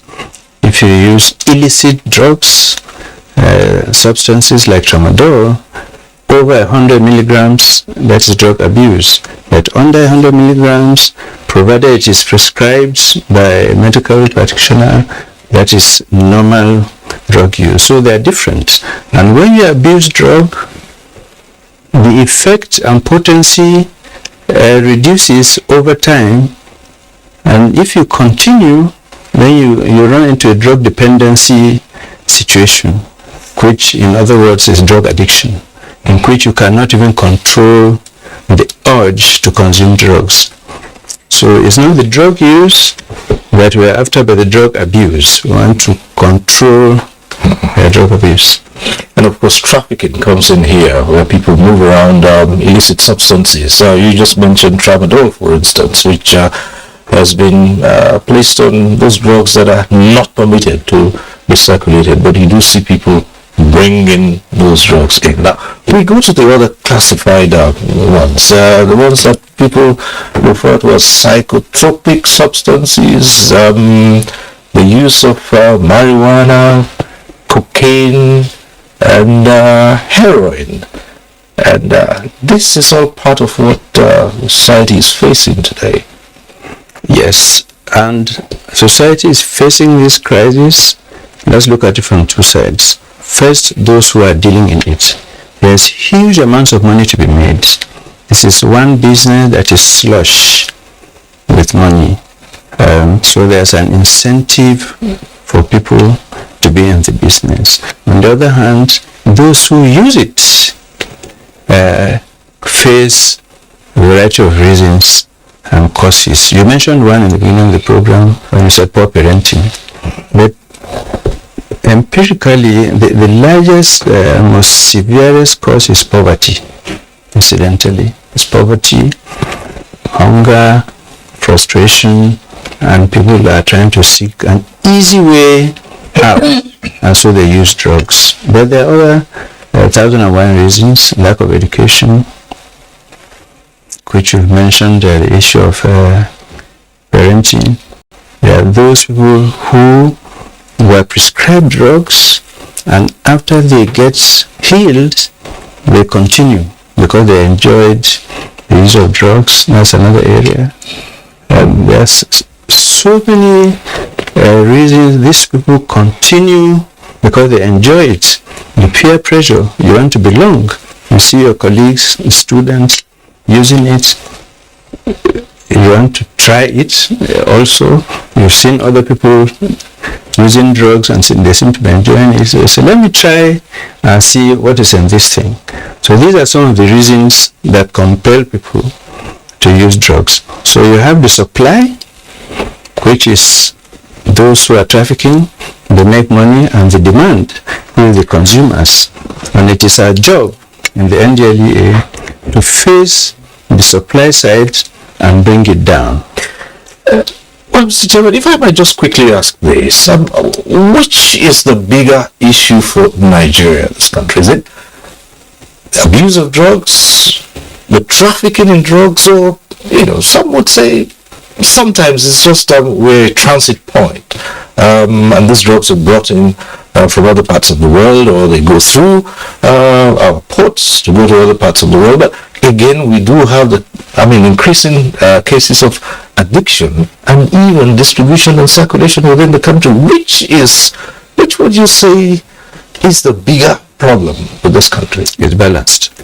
But we used to be a transit nation up to 2013, and at that point, like a watershed, it changed. We became a consumer nation, and now we try to face the two at once. We don't give a priority to either. So the supply, one of the reasons for consumption is availability and access to illicit substances. So if you bring that down, obviously those who are looking for it, who demand it, they will not find it to consume. On the other hand, unless you bring the demand down also, those who supply it will continue to find ways to supply. So we have to pursue both together. So we give the emphasis in the NDLEA, we go after the suppliers, that is the dealers. We get with the dealers, prosecute, full law enforcement, and as you have seen in the statistics, what we've achieved in the course of the last 15 months. So we face that and equally face the demand side, in which we try to see what are the strategies that we can employ to prevent the use of drugs first. You have to face prevention. And those who unfortunately have been abusing drugs and moving into addiction, we have to treat them, counsel them, and look at the after treatment phase. Well, let's come to the UNODC, Dr. Stolper. Well, if this is seen as a global issue, the drug trade, and especially the question of addiction, and given the huge sums of money which are derived from the trade in illicit drugs, how so is this, with so many countries of the world battling to surmount this challenge? Well, the market remains the biggest market for transnational organized crime worldwide until this day, in terms of the volume of finances that it produces. That in itself provides the incentive on the supply side, as the chairman explained. In terms of the drivers for consumption, they vary. Poverty, of course, unemployment, lack of perspectives are very often drivers, but also curiosity, in particular among young people, peer pressure. They're very different drivers of drug use, and they differ at the individual level and at a societal level. But they are definitely there, and if anything, they're growing with an increasing useful population, in particular in Africa. I think we're going to still have, unfortunately, to look forward to a situation where it's more likely to get worse before it gets better. Let me put this across and find out how this affects the fight against drugs. Let's take something like marijuana. You do find that some countries are legalizing the use of marijuana in some quantities, while there's been the argument for medicinal purposes and all that. But what does that do to the fight against trafficking in marijuana and people getting hooked on it? And you do find countries, especially in the developing world, who say, after all, this has been legalized in other parts of the world, so it may not be as bad as we say it is. There's a couple of things to be said, and definitely the issue is much more complex than meets the eye in the first instance. First of all, in the specific case of Nigeria, I think it is quite interesting to observe. We did, together with the Nigerian Bureau of Statistics, a survey about 4 years ago, and to our surprise, about a third of the cannabis users, which at that stage were about 10 million, today they're probably more in the area of 12 to 13 million, a third of them actually indicated that they felt dependent on the use of cannabis, and they felt that they would require medical intervention of some sort, counseling or otherwise, in order to essentially deal with their addiction. That is quite unusual, and certainly an argument against that this is harmless. At the same time, of course, there are some few countries that have started to experiment with decriminalization models. It is a bit early to say of whether these attempts are going to be successful. We certainly see, for example, that the fact that the use of the drug is decriminalized is not necessarily actually drying out the illicit market, which is one of the key objectives that was pursued. Of course, decriminalization is helpful in the sense that it does not punish drug users as for the use itself, for the dependency, for the health issue that they're dealing with. But there are a lot of basically aspects that need to be taken into account, and very importantly, and I think we should never forget about that, all the countries that have started to experiment with that have at the same time, to some extent, essentially are not anymore in line with the international conventions that they have themselves signed, which are clearly scheduling cannabis as a illicit substance that falls under essentially under the legal regime. All right, we'll revisit that in more detail. Well, let's come to Chuks Akamadu, President, Center for Ethical Rebirth among Nigerian youths. There's a huge concern here in this country about youth involvement in abuse, drug abuse, and how bad is the situation from your perspective here? Well, from my perspective, going by evidence-based figures that we have, it's something to worry about. In the sense that it's something that is on the rise. If going by the UNODC daily report that says 14.4% of our population, most of which are young people, involved in abuse of drugs, then that should alarm everyone in Nigeria. That being the case, I think that the youth population of this country, they own the future of this country. And if they own the future of this country, whatever that concerns them should be uppermost on our minds as responsible and patriotic citizens.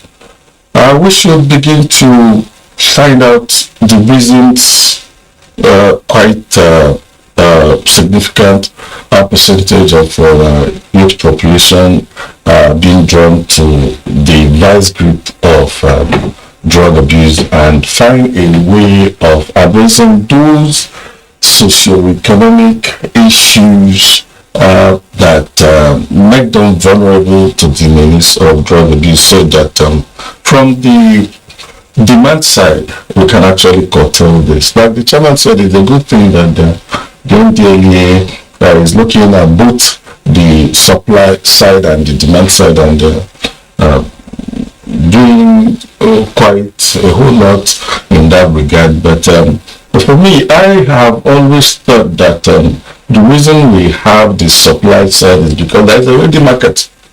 It is because there is already market. So if more effort should be expended on curtailing the appetite of our young people, and unfortunately growing number of women who are getting attracted to this scourge of drug abuse and all of that, and we arrest the drift and reverse the trend, I believe that the supply side would naturally be taken care of. So for me, demand side is more like it. If we focus on the very reasons our young people take to drug abuse and see how we can substantially address that, then we would have won the war against drug abuse substantially. We see a growing link between crime and drug abuse, and young people getting involved in criminal activities, doing so under the influence of illicit drugs. Oh yes, well, where we are today as regards the state of insecurity in the nation, substantially because of the reign of drug abuse. Well, it's something that has been scientifically proven that indeed there's a nexus between drug abuse and the violent crimes we experience in this country. And that's part of why I worry why the government is yet to realize that the war against drug abuse challenge is something that should be given priority in the sense that we are all suffering it. Because if you watch what is happening, and again, if you read the papers and watch, listen to radio and watch television, you would curiously come face to face with kidnappers' demands at times that they say, oh, for us to release this captive of ours, we need so supply. Okay, we need money. At times they say they need food items. At times they also say they need drugs. That goes to show that drug is a critical element in the insecurity the insecurity situation that yes, challenge that edition is facing today. It's a very serious thing, because what the drug abuse does, like we keep saying, it's not just about the individual.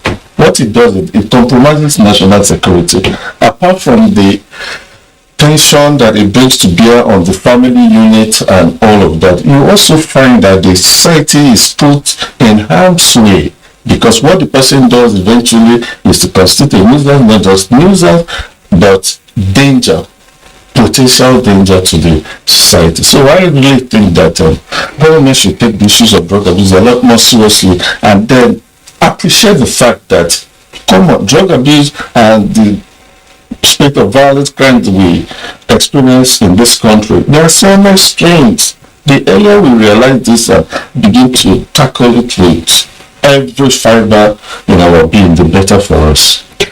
This journal is a multifaceted approach towards addressing this huge challenge. But I'd like us to look at them one after the other. Let's start off, for instance, with the question of the supply chain, people trafficking in these drugs. Since you assumed office, there's been an increased tempo, high incidence of arrests been made. And the question to ask here is this because there's renewed vigor to carry this war against illicit drug trafficking? Or is it that more people are getting involved? Or both? Yeah, first let me reflect briefly on the statement on the need for the government to be more serious on the whole issue of drug abuse. The government of President Muhammad Buhari could not be more serious than it is. It's a priority area for the administration, and last year, on 26 June, the International Day Against Drug Abuse and Drug Trafficking, the President actually launched war against drug abuse, a total mobilization of Nigerians to face this challenge and conquer it. And one of the key areas, as you say, is the supply side, because of the money. It's not that there are more people in it, it's simply that the NDLEA and its partners have risen to the occasion with more ferocity and intensity. We launched an offensive action under the political willpower of the President and his encouragement and support. The NDA has moved out where we were not involved in the past. Now we are everywhere, in the forests, in the airports, in the seaports, on the highways, factories, warehouses. We're everywhere, and that is why we've been able to make the seizures of over 3.5 million kilograms of assorted illicit substances. You can imagine if this had gone into the streets, what would have happened? The money converted is over 150 billion naira. Even a fraction of that, you can imagine what it will do to the bandits and all those criminals if that type of money entered their hand. I must take the opportunity, in addition to speaking in favor of the professionalism and the intelligence-driven operations of the NDLA, to commend also our partners like the UNODC, the European Union that is funding, and of course the British government, German governments, American governments, and of course NGOs like his good self and our partners. So we will continue. We launch what we call offensive action. This is war, not a hot war, but war has certain principles, one of which is offensive action. You can't sit back in the defense or passively and expect to get results. You have to move out. We're intelligence driven, we move out. And that's how we got the arrest of 17,000 in the last 15 months, of which we have sent to prison nearly 2,500. So this is a continuous and relentless offensive. We are going after the cartels, not the small people. We won't ignore the small people, beds, we go after also the barons, and we're able to do 10 barons. We've convicted 2 so far. There's a particular baron who had been on the run for 10 years that we nabbed last year. We recently, that is within the last 3 months or so, were able to arrest one, probably the biggest of the lot so far, and the case is in court.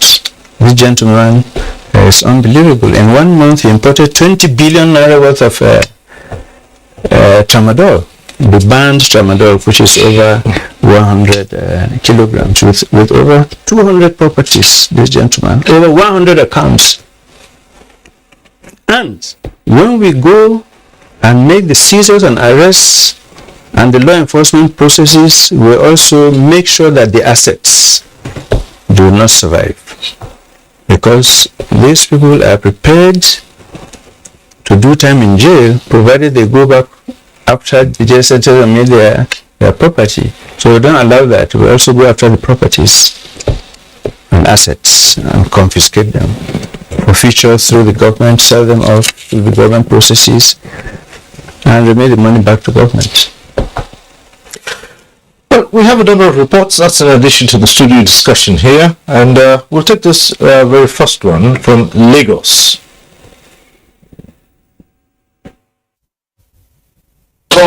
If you're doubting the devastating effects of drugs on the wellness of any human, here is Hussaini. Apart from not looking his age of 28, his health has deteriorated over time. He's not the sole architect of his predicament, but exposure to a peer group at a slum accommodating more than 500 young people influenced his lifestyle. His condition will have worsened if not for the intervention of a non-governmental organization. We realize that most of the youths there, they are abused with drugs, and they have people inside of that place too that sell these drugs for these victims. Inshallah is another case of drug go wrong, as 18 out of more than 40 years of his existence have been ruined by addiction. In fact, he once contemplated suicide.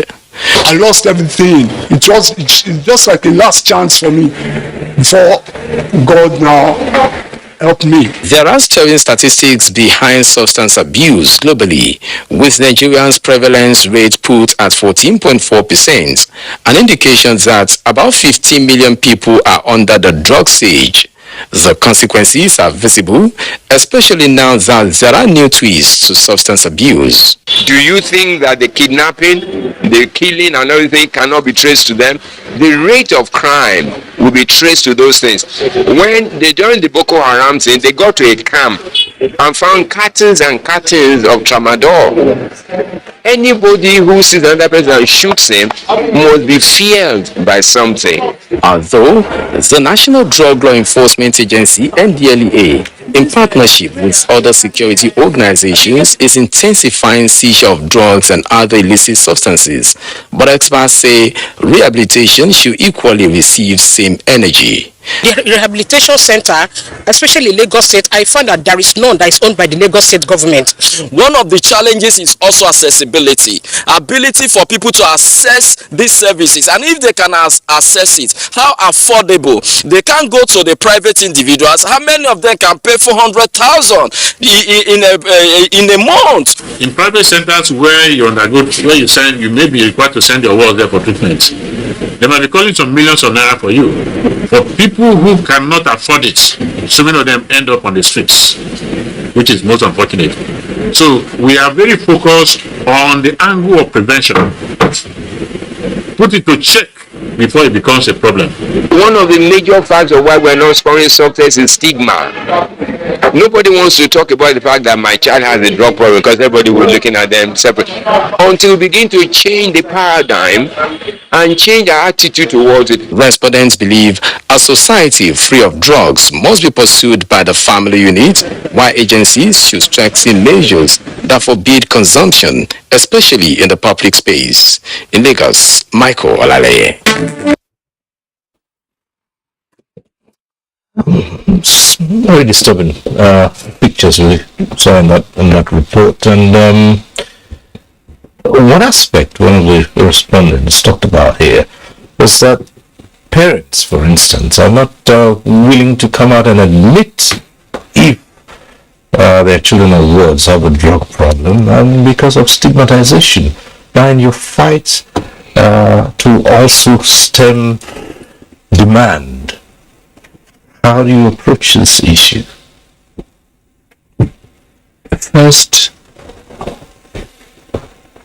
parenting. Everything starts from parenting, because this is where discipline starts, where you begin to learn what is right and what is wrong, what you should do and what you should not do. But some of the parents themselves take drugs. So already, with a bad example set, the children will tend to move in that direction. Some of the parents send the children to go and buy drugs for them.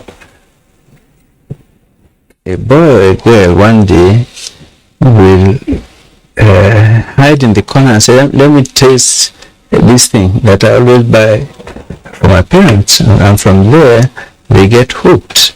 So parenting is a cardinal aspect. Parents should love their kids, be open to them, make them feel comfortable, interact with them, and be able to observe their children and see, are there any changes? Look straight into the eyes and see, is he trying to dodge? Are the eyes bloodshot? Is he swaggering, coming back? Heavy perfume, maybe he's trying to hide something. Do parents check the children's rooms when they go to school?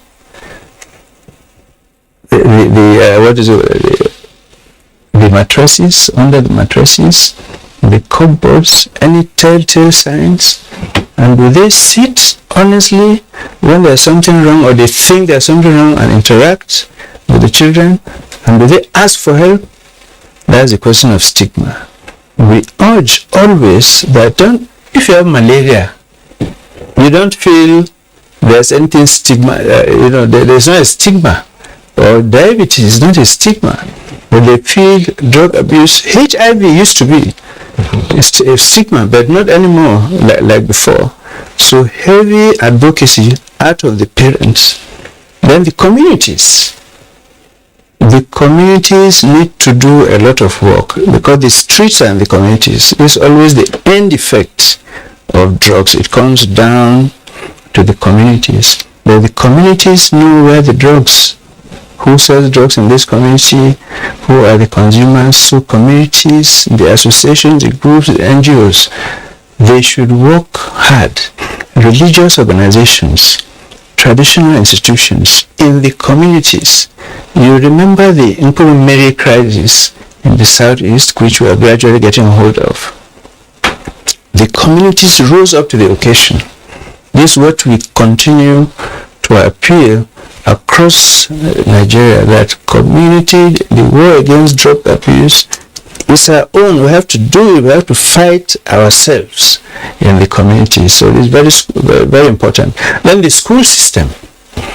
It's for this reason that we are introducing the drug integrity tests. So children, especially in tertiary institutions, even though the advocacy must start from secondary, the Unplug program, which I'm sure he will probably speak about it, is key to this.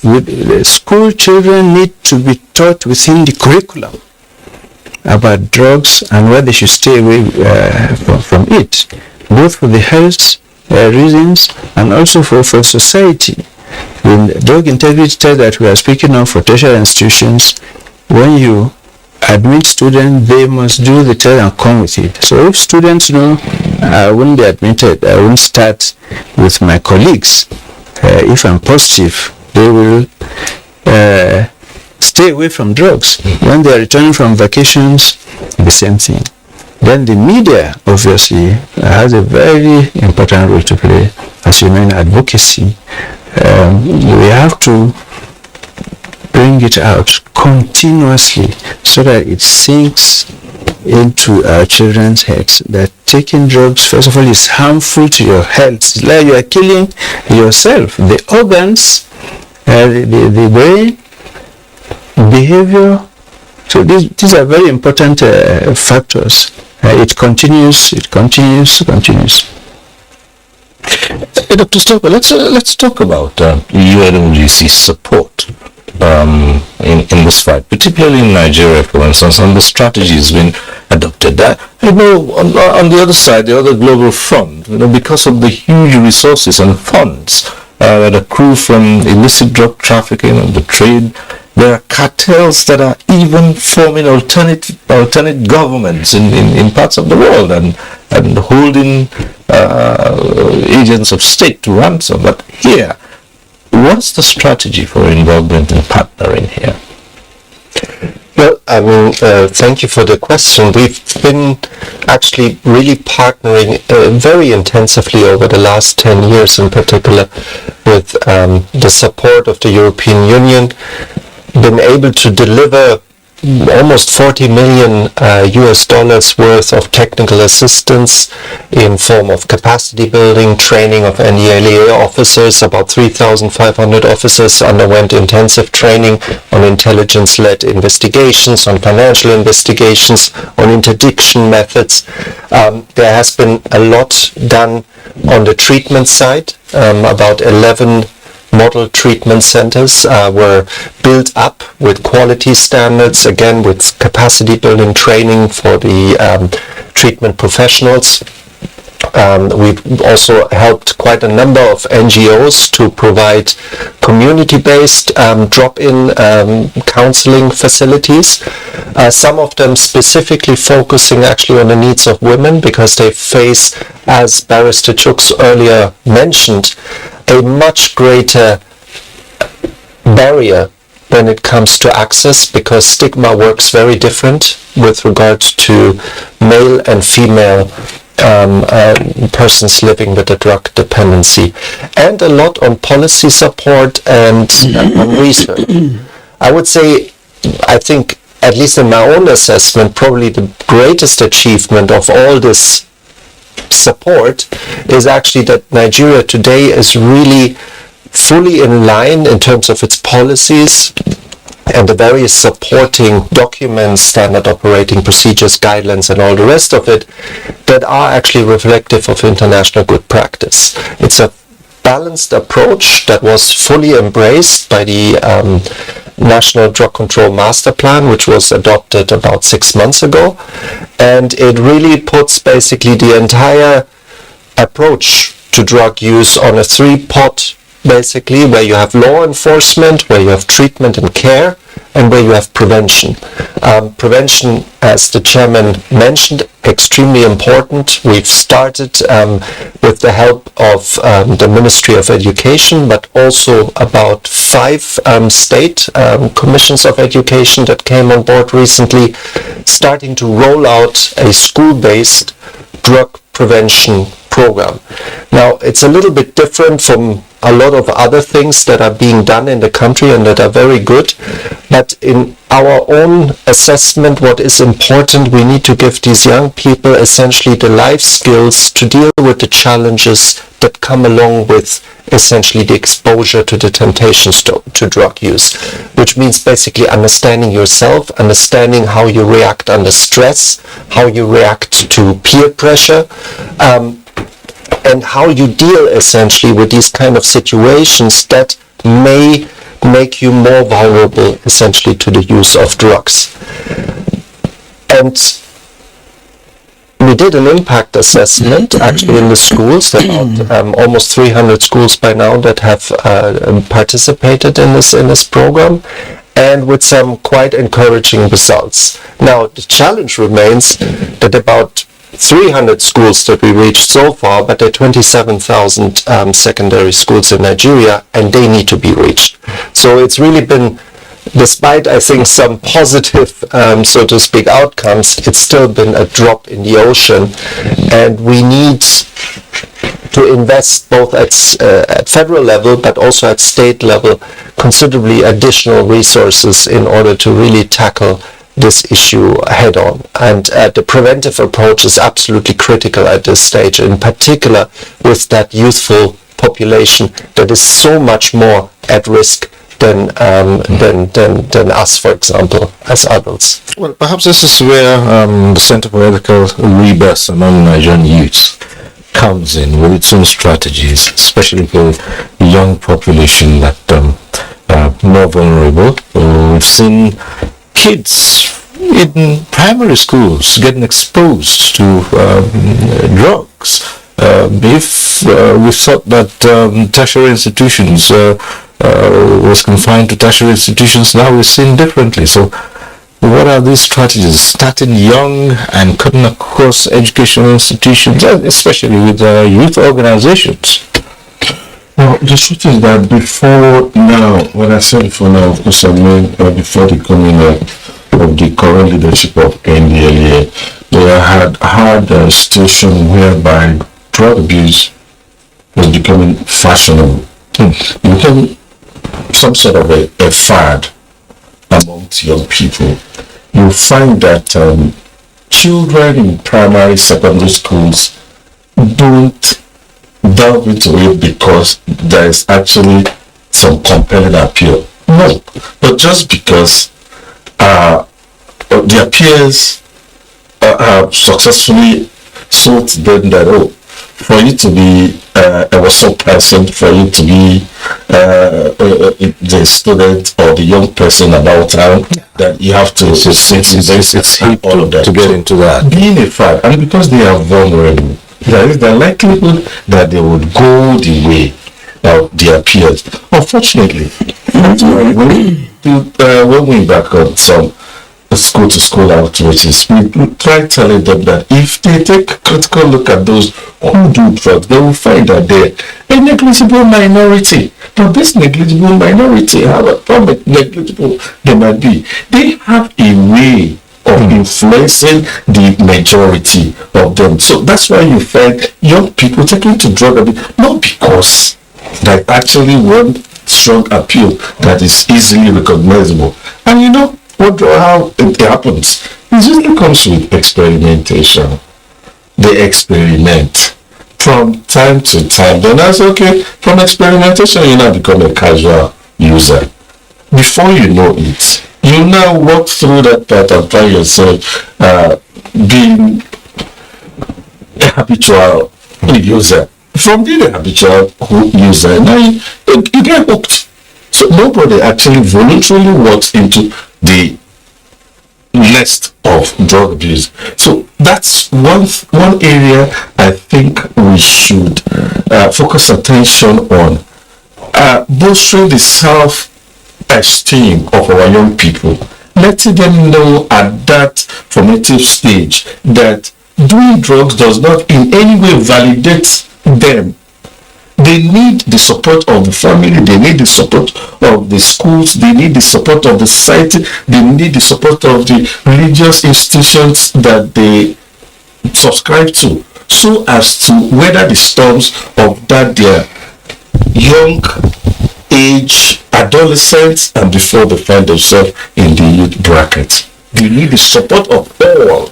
Otherwise, what is out there, don't forget that if you look at what happens in the social media and you look at the kind of music that we turn out these days, you now look at the kind of music videos that you see, all of these tend to make the young person predisposed to that very self-destructive exactly. So when we talk about not just one approach, but so many, you just hit it there, talking about music and music videos, and we see them over and on. There are institutions, there are state agencies that are supposed to look out for these, and we see certain videos that many would say they just promote and they actually go scot-free. I've actually personally had issues with the Nigerian Broadcasting Commission and the National Film and Video Censors National Film and Video Censors Board. I've had occasion to write in the National Daily, and I'm asking, what are your mandates? What is it that you're doing? Because the content of these music videos, I mean, how did they pass through vetting? How did they go through screening? How did you allow all of these things to be in the public space. I think they should do more. Mr. Chairman, you get to see this, that to a large extent, look as if they're glamorizing,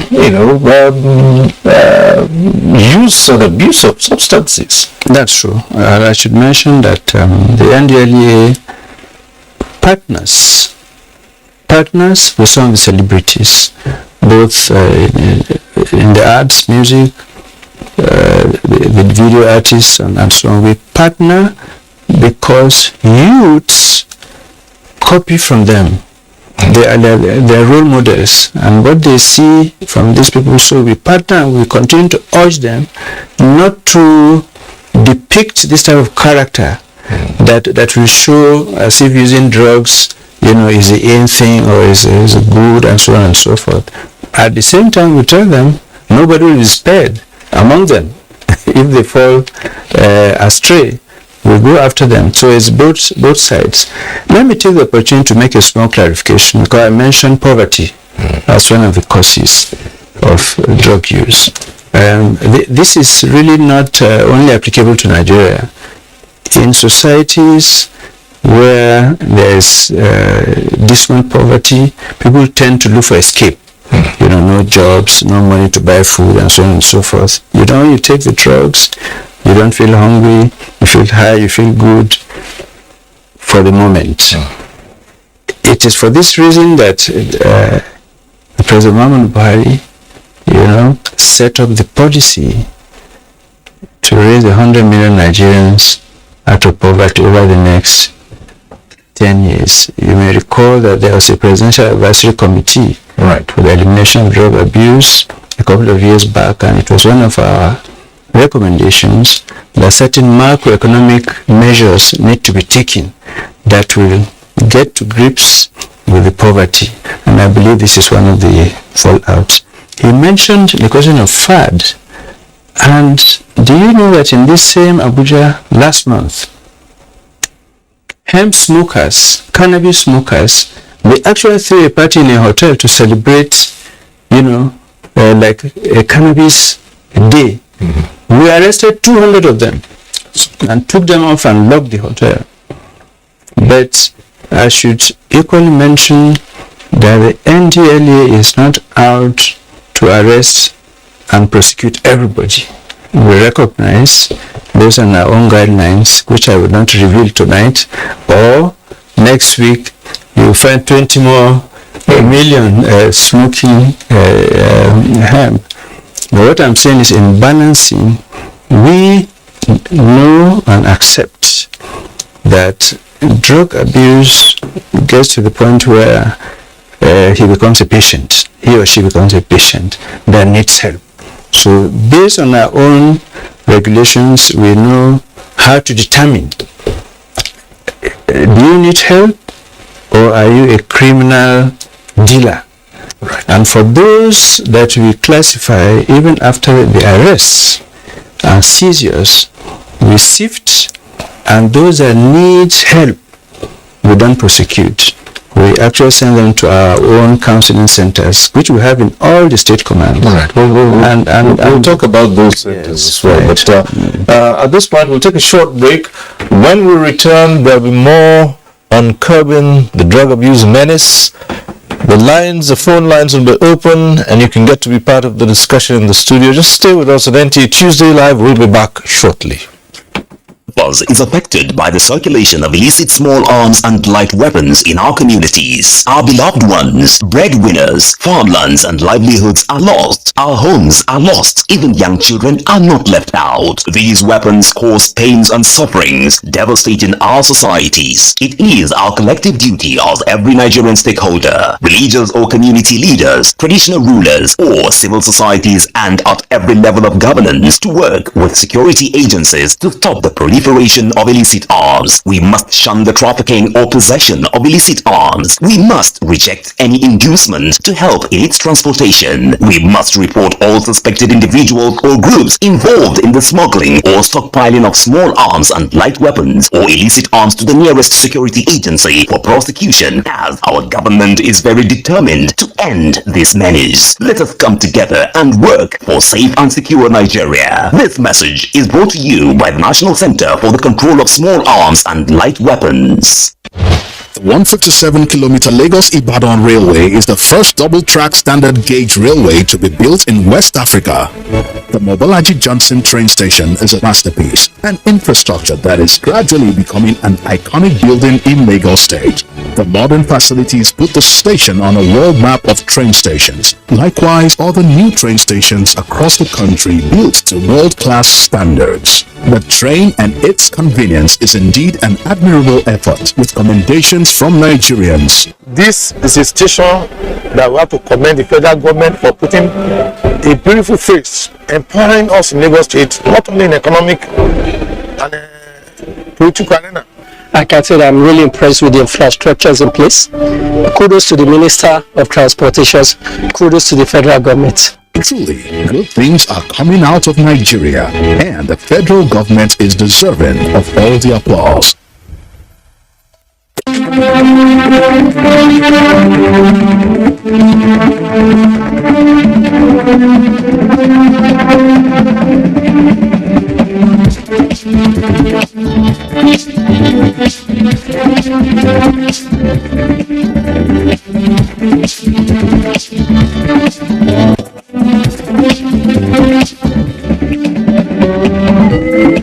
NTA Tuesday Live, a network issue-oriented innovation talk show. Thanks for staying with us. Now, this segment, the phone lines will be open. You can get to be part of the discussion. Every Tuesday we say this. If you're calling in tonight and your call gets through to the studio, do us a favor, turn down the volume of your TV set. That's the way to avoid the hurlback or the echo. And we also encourage you to go straight to the point. Don't bother too much about the greeting. Just a mere hello is enough. And let's keep it short, straight to the point, so others can also get on the platform and air their views. So thanks for staying with us. We'll start off with another of our reports, this one from Kanu.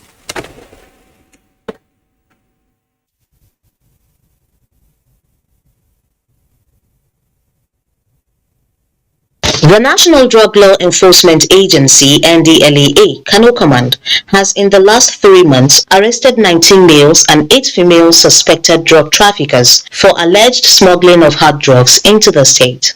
The command also located 3 cannabis farms in Kiru, Bichi and Dawakin Tofa local government areas of the state, in addition to confiscating about 2 tons of assorted hard drugs.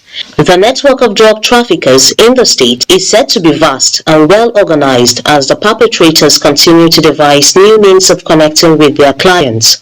These young men spoke on the effects the abuse of drugs had on their relationship with their families and loved ones. I am not involved in any decision making in my family because to them I am worthless. No one among my family members is talking to me right now.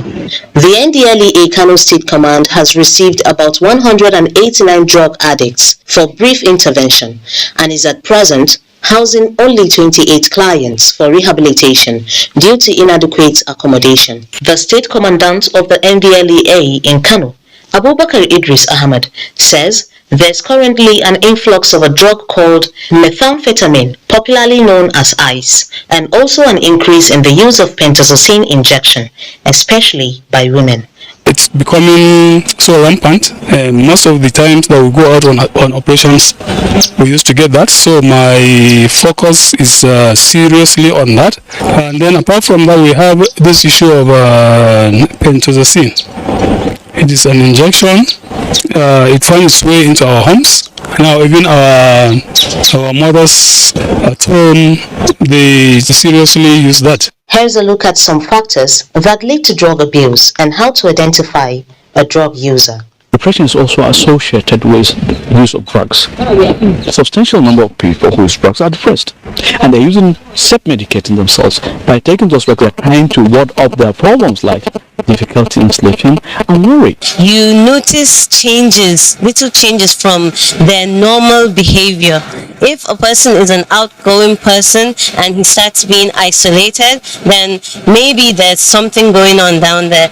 And if a person is probably a quiet person and then starts being outgoing or too erratic or emotional, then you have to check. These social vices calls for concerted efforts by stakeholders to reduce, if not bring an end to the menace of drug abuse in the society. Right from Kano, let's take the other one from Oka this time. As the world marks 2022 Drug Week, factors leading to drug use, consequences of addiction, rehabilitation and management take the center stage of the debate. The Anambra State Commandant of National Drug Law Enforcement Agency (NDLEA) says social pathologies, emotional and psychological stress, peer group pressure, competitiveness and misplaced priorities are the major leading factors of illicit drug use in the state. We have been able to make arrests of 67 males and 4 females. This record is low compared to previous records, reason being the high insecurity and most of the communities aid the drug dealers. The Anambra State Command has a rehabilitation center where substance abusers are treated. The rehabilitation process entails confinement, detoxification, treatment and reintegration. From the last June to this June, we have been able to rehabilitate 110 drug users, and more are still coming.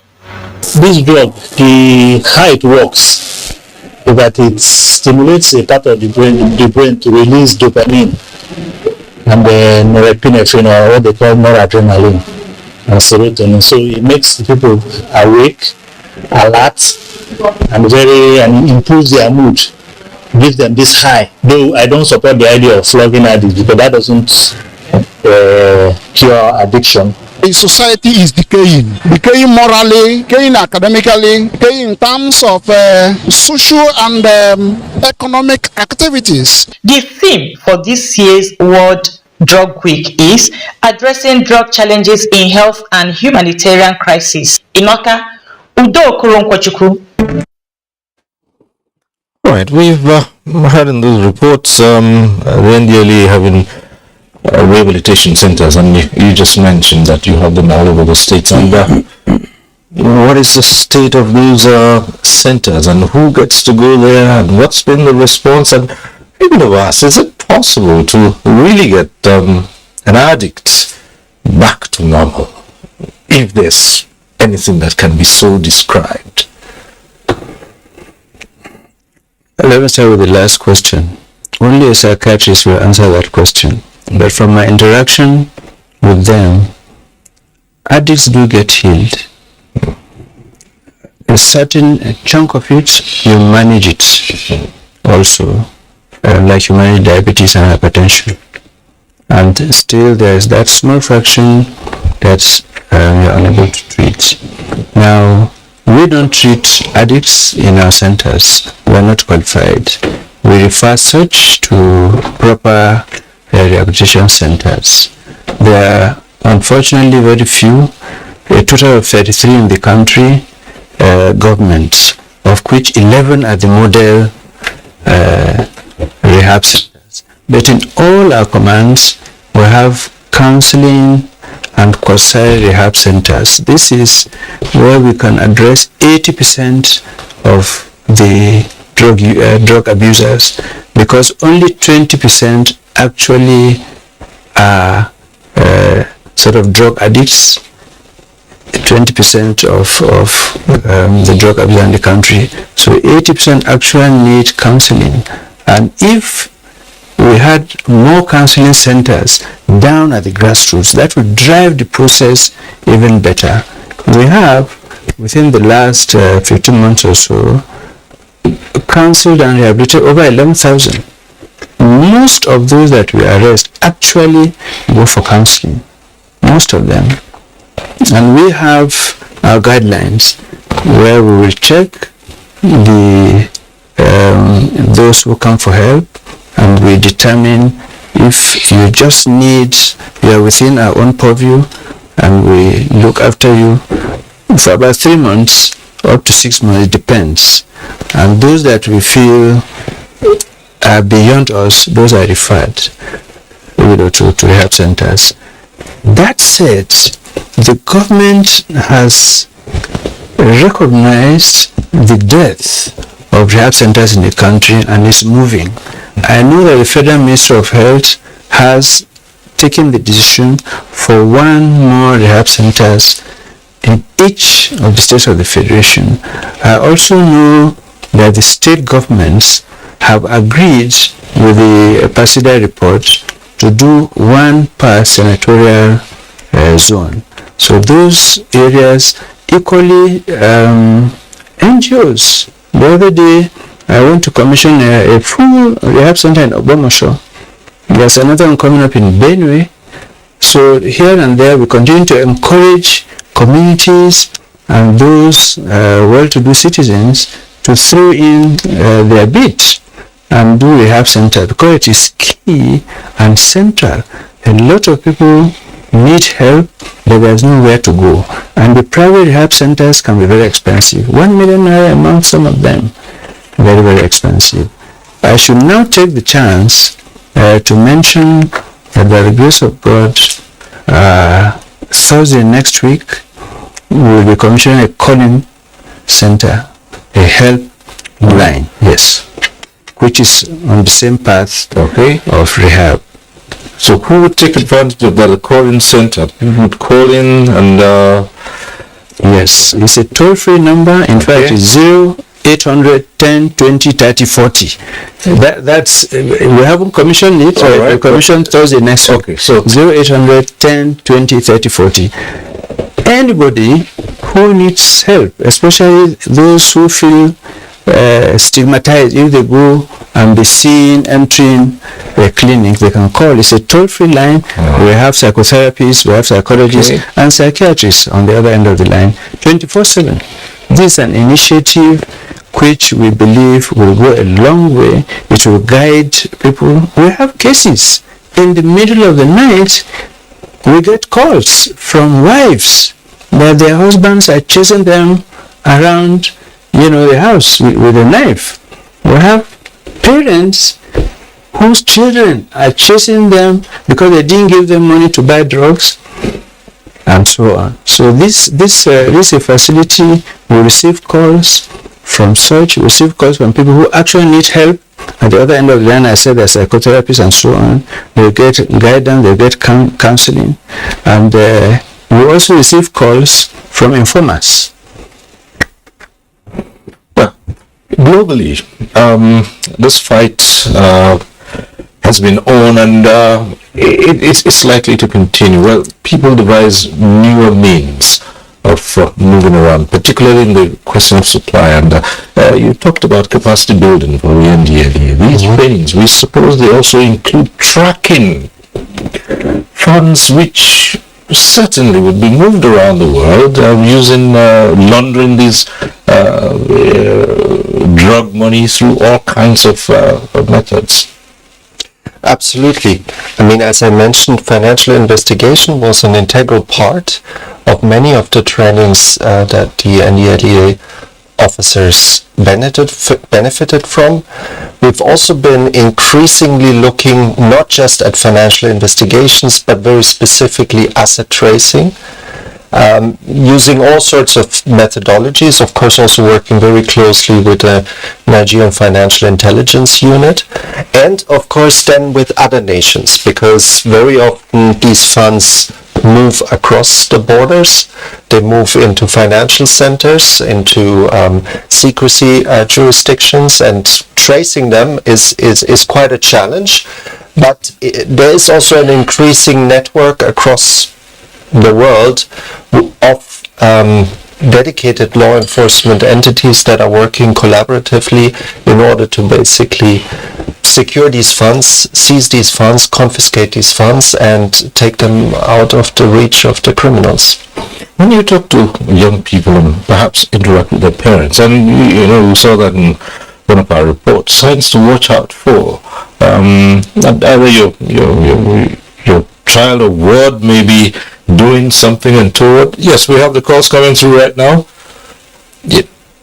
Okay, let's try this one. Stephen is calling in from Kaduna. Hello, Stephen, go ahead.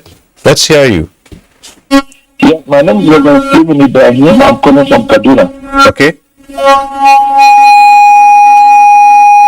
that I'm very happy because of the topic. I think we're on the same page. Because the good work that General Marwa is doing, I want to appreciate. The Nigerian youths will be meaningful, will be useful to the nation if they stop drug abuse. So the topic you're discussing is very, very important. And I think if we continue this way, Nigeria will be a better place and posterity will be happy. General Marwa, well done.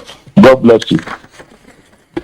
Right, thank you very much. That's call from Kaduna. Yes, well, just keep the calls coming through. We'll take them as they come. Back to you, and question of early warning signs that something might be going wrong somewhere. We heard of young people suddenly become withdrawn or suddenly become outgoing.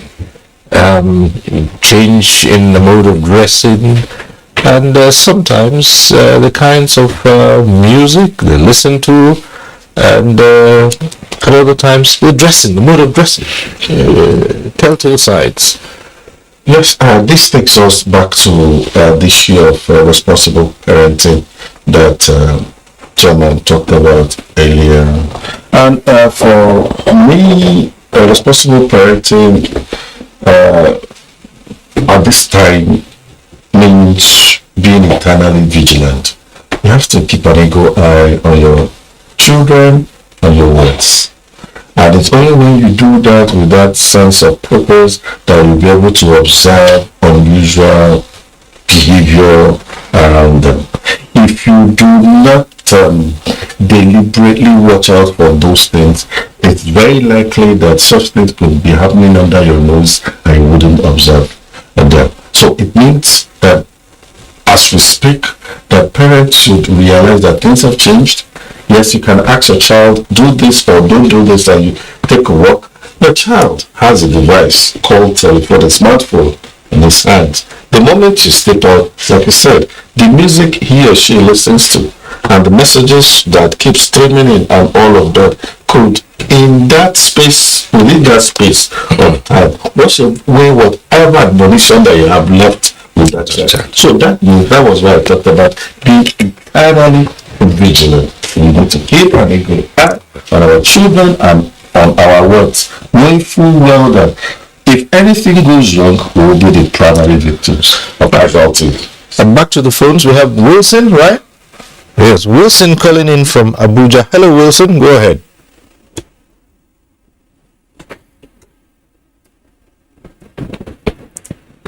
Hello, good evening. Good evening. Can you hear me? Yes, go ahead. All right. Thank you very much. I want to comment the NDLA chief and also the family union. I want to see things that the case of the police man that was arrested in regard to the drug issue should not be capable. That issue should go to an extent to teach everyone involved that he is doing a great job so that the youth will learn and know that the government is serious. And also to appeal to him to take his continuity. The Lord is going on in the way. There is a lot of drugs abuse and so many other things in the industry across the country. And also to commend him for getting what done, I think about last month or so, what they did in that after the human they arrested is about the drugs issue there. They are doing a great job. Well, thank you, Wilson. Of course, you do know that some of the cases are still in court, and that's just about it. But we can also ask the chairman and say, well, to give his word here that no case will be swept under the carpet, as you said, and everything will be done according to the laws of the land, no matter who's involved here, high or low? Chairman, sir. Absolutely. And the case that you mentioned is ongoing, and two of the defendants have been sentenced already. So the case continues. All right. Well, Mr. Chairman, there's something I must bring up here. We started talking about it, although at an international level, but back home, recently we started seeing people saying, let's legalize some of them, particularly the case of cannabis. We had the state actually say, look, this is a source of revenue. And we do know that a lot of this has been, hemp has been grown in that state. And to the extent that some lawmakers even decided that it was time to put this forward. What is the agency's position on all of this? First of all, I am certain that the National Assembly will not pass any law legalizing cannabis, because they will tell me those that pass it, which constituency will they go back to and seek re-election? No, they won't do it, because I believe the National Assembly themselves are seized of the crisis that we are in on the drug scourge, and legalizing is simply encouraging it. In December 2020, if I'm not mistaken, the Commission on Narcotics Drugs, CMD in Vienna, they sat and debated this issue. You know, it's always national interest at the end of the day. Every country stands for itself. And of the 11 countries from Africa in the Commission, only 2, I think South Africa and Morocco, supported legalization, but the other 9, including Nigeria, did not. Even the WHO itself, in the same meeting, confirmed again that cannabis causes brain disorder. And everybody knows this. That when you take cannabis up to a point, not only do you stand the risk of lung infection and other things, behavior, the brain, it affects it. And so Nigeria will continue to encourage. I know there are some of maybe those in authority who need funds and perhaps believe that this is one way to achieve the funds. But if you legalize it, the extra fund that comes, unless you spend it building more rehab centers to treat those more people that will be smoking. So we are not in support of it. In the NDLEA, we continue to say that 10.6 million Nigerians from the last survey, which the country director UNODC himself has said it may have even reason. So we won't support you. You agree to that? Next year, there are going to be 20 million Nigerians who will never agree to anything that will kill us. That's what cannabis. Back to the lines. We have Tukumbo calling in from Lagos. Hello. Hello. Go ahead. Yeah. Hello. Yes, Tukumbo, go ahead. We can hear you. Okay. Well, first, I would like to say, you're doing a great job. Hope you can hear me. You guys are doing a great job, but you also have to understand that I don't know if you have the fact that majority of drug abusers are mostly youth of this country, and they have to understand that they didn't just go into drug abuse. Something must have triggered the drug abuse. So I feel, apart from trying to prosecute people or trying to rehabilitate people, you also have to look at structures that have to be in place that can really address the youth, you know, that can really address the youth, that can get them busy, that can really get them engaging. Because if you don't do this, if you rehabilitate them, get them back on the streets, and they still go through the same thing, still the same process all over again, they will still definitely go back into drug abuse. So I think we have to fix this country, not just the NDLEA, but the federal government, the whole parastatals of the government. We have to fix this country. So that's my humble contribution. Thank you. Thank you very much, Tokumbo. Well, you heard that poverty being one of the reasons, and then I also addressed it. This, the chairman talked about government supposed to lift 100 million out of poverty. Also, Tokumbo has just spoken about making sure that these young and vulnerable people have something to do. As they say, an idle mind becomes the devil's workshop. And so also addressing those things that provide the environment for drug abuse, and that's what Tokumbo just talked about. And this is not just a Nigerian thing, it's the world over. Yes, Dr. Stolpe. Yes, allow me to also react to a couple of things that have been mentioned sort of in your various reports and also by the callers.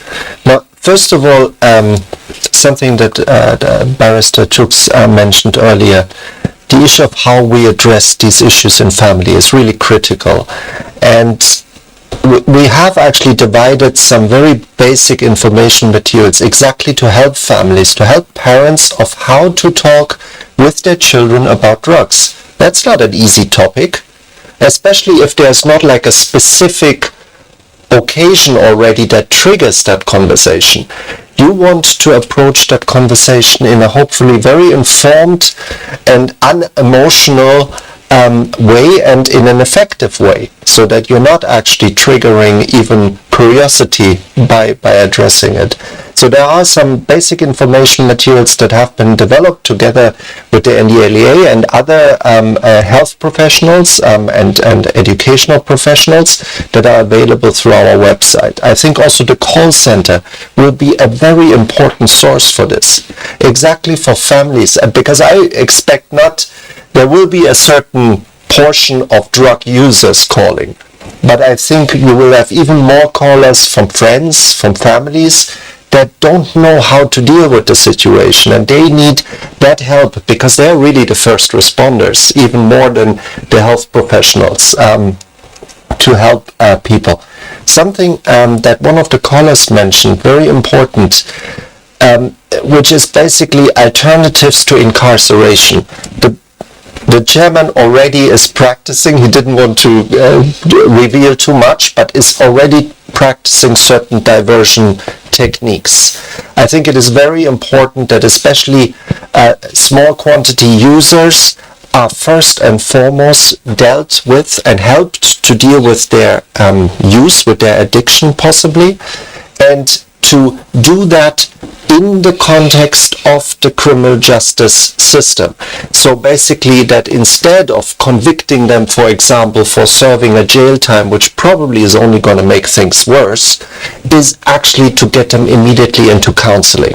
And you might do it through a court, but you can also do it directly, basically by choice. And these are very, very important approaches that will help people, and we are trying also our own part, our own contribution to work with the NDLEA and other relevant institutions towards those type of approaches. Right. Now focus now, Andrew calling in from Lagos. Hello, Andrew.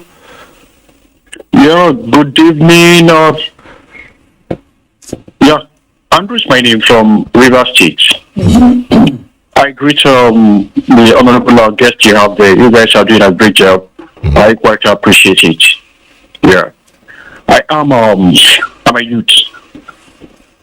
I understand the topic being discussed, the youth. And I want to make some observations.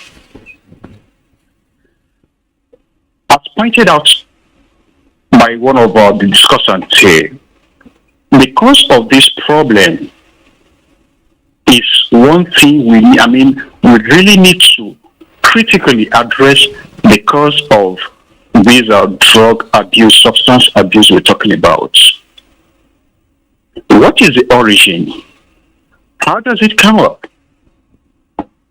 It is nothing spiritual where we say, oh, maybe we'll get to pray and do other things. No. There should be, what will have more like sociological approach to this. Okay? We appreciate the reality on ground. Let's look at what happened, I think was it last year? The Lekki Colgate crisis and all of that. We observe what led to all of those, those reactions were just things that had happened over the years. Grudges which the youth bear had borne over the years. They were bottled up and they had that opportunity and it went off. It exploded in that manner. I don't forget this reality. If we go further, the situation on ground now, where we have students across the country at home for how many months? It is a question. We also have to ask the government the question. The government has failed the youth. We have to make it clear. We have to make it clear. It is not an excuse for anyone taking drugs, anyone into drugs. No. But the government has failed the youth. That's why the youth are angry. The youth today, an average Nigerian youth is not happy with the government. It is just as simple as that. These are things that induce young men and women into drugs. Again, we'll talk about social value system. That's another thing we need to talk about. It's unfortunate these youths, they grow up to become parents, and you see them parenting what becoming even more terrible than they themselves had turned into. So, where's our society heading? The leaders, as a matter of fact, this is not about building hospitals and this infrastructure, but the leaders taking responsibility, have the young ones at heart from the very beginning, that every program whatsoever is to address the needs of these people. Imagine a society where the youth, I am 34. Right from when I was in primary school, I read we sang those songs. We are the leaders of tomorrow. You get it, and the youth are frustrated. Nigerian youth are frustrated. Frustration leads them. It leads many into this the problem we face today. Okay, so I quite appreciate what you're doing, and Sir Buba Marua, I commend you. I commend your efforts, and I appreciate, of course, every other guest you have there. Thank you very much. Well, thank you so much, Andrew. Well, again, pointing to so many social factors that may lead people to go into drug use, and the need to also address those issues as well. Well, it's an ongoing thing, right? But back to the other efforts that the NDLEA is putting in place in terms of the capacity of its operatives in dealing with this matter. And,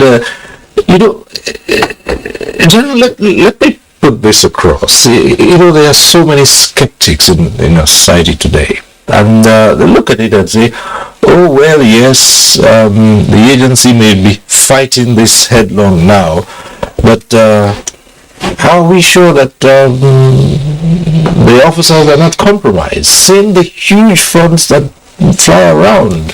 And in fact, the recent example is a point here where allegations are flying back and forth that there's sometimes complicity.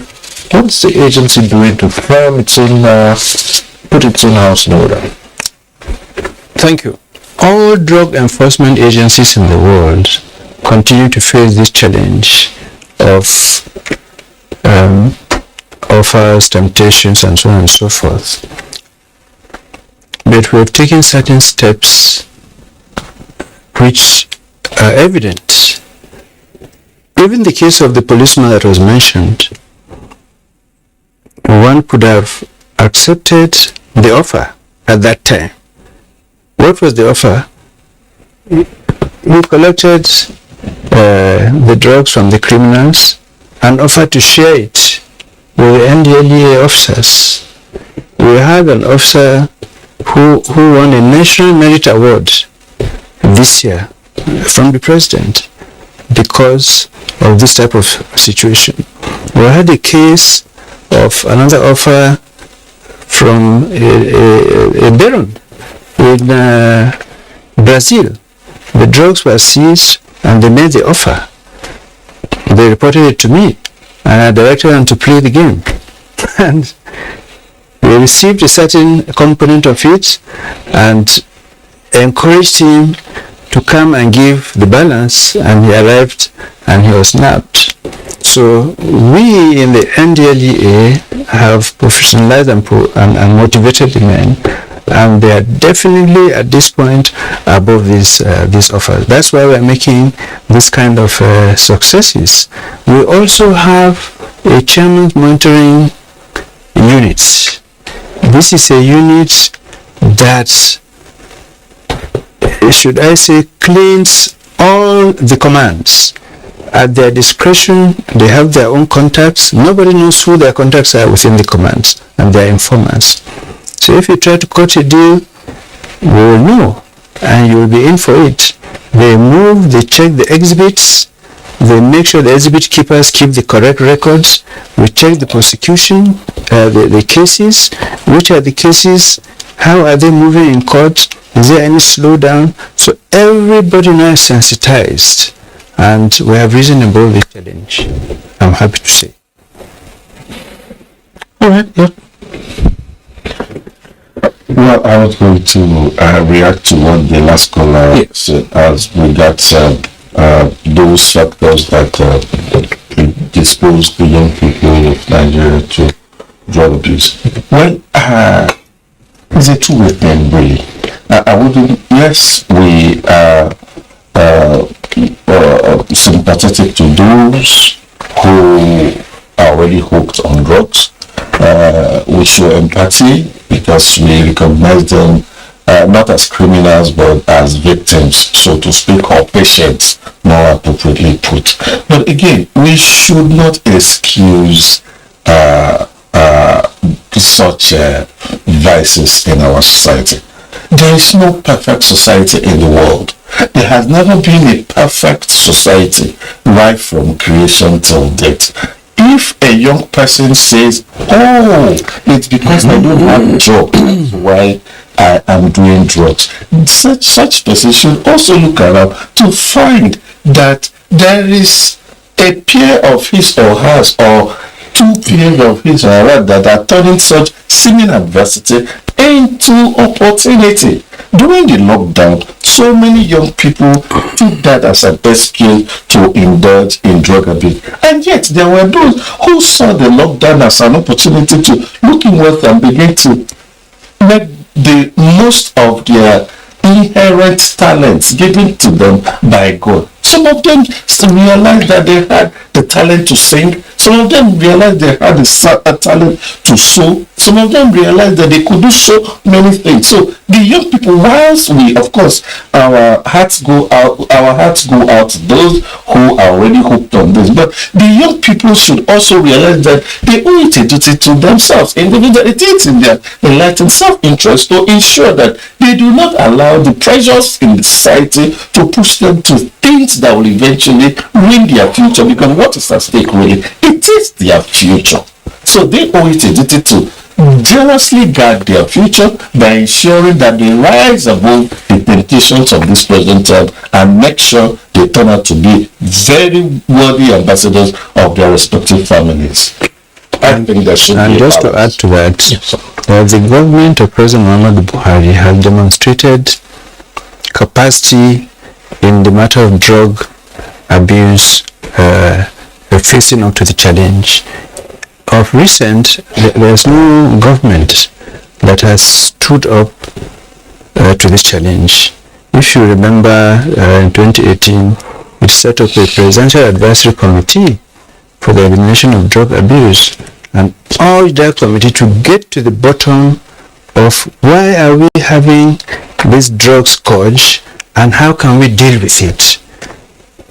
Oliver was in the committee with me and other eminent Nigerians. Indeed, Her Excellency the First Lady herself, the governor's wives, wife of the Vice President, they were all together in this committee. How far can you get when even the First Lady herself is part of this type of effort? And now, at the end of it, we submitted the report, and now the President says, okay, you were chairman of that committee, you chair the NDLEA. I mean, there couldn't be any further commitment than that. And ever since then, he has also continued to lend support, full support and encouragement to us. So the youths also must take some responsibility, as he said. For most of them, to tell you the truth, are responsible for their actions. But I believe as time goes on with the drive and the war against drug abuse, which calls for the mobilization of Nigerians to take ownership of this war, from family to communities to the entire social strata, I believe a drug-free nation is a destination that we must all aspire to. Some people have gone on to suggest that public office holders, because now they say, yes, you have this at the bottom of the rungs of society, you also have in the top positions of society as well, and that people who are holding high office in a public office should also be subjected, and not just the youth, to periodic drug tests. So how do you view that? Absolutely. I made the suggestion myself, but it's a suggestion and there's a reason for it.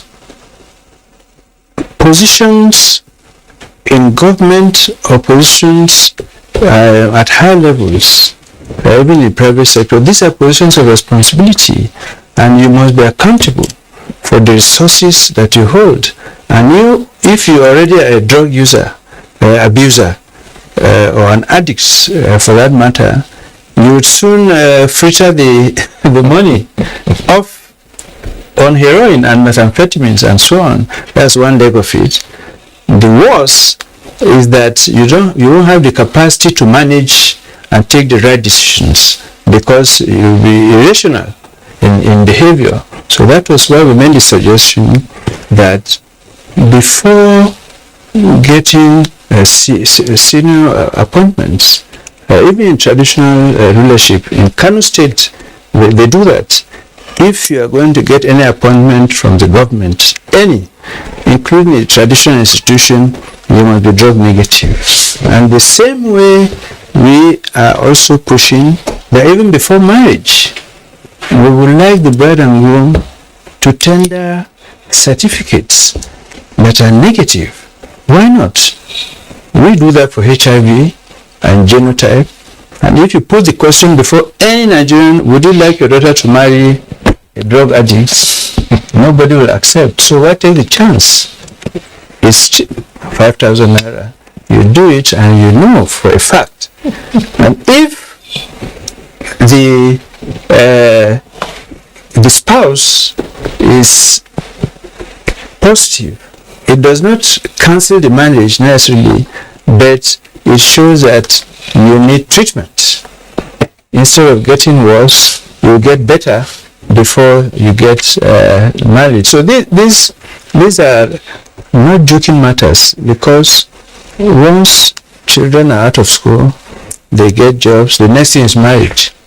And we are trying to cut the demand, the use of drugs. We have to move outside the box and think of how to face the challenge. So we did the same.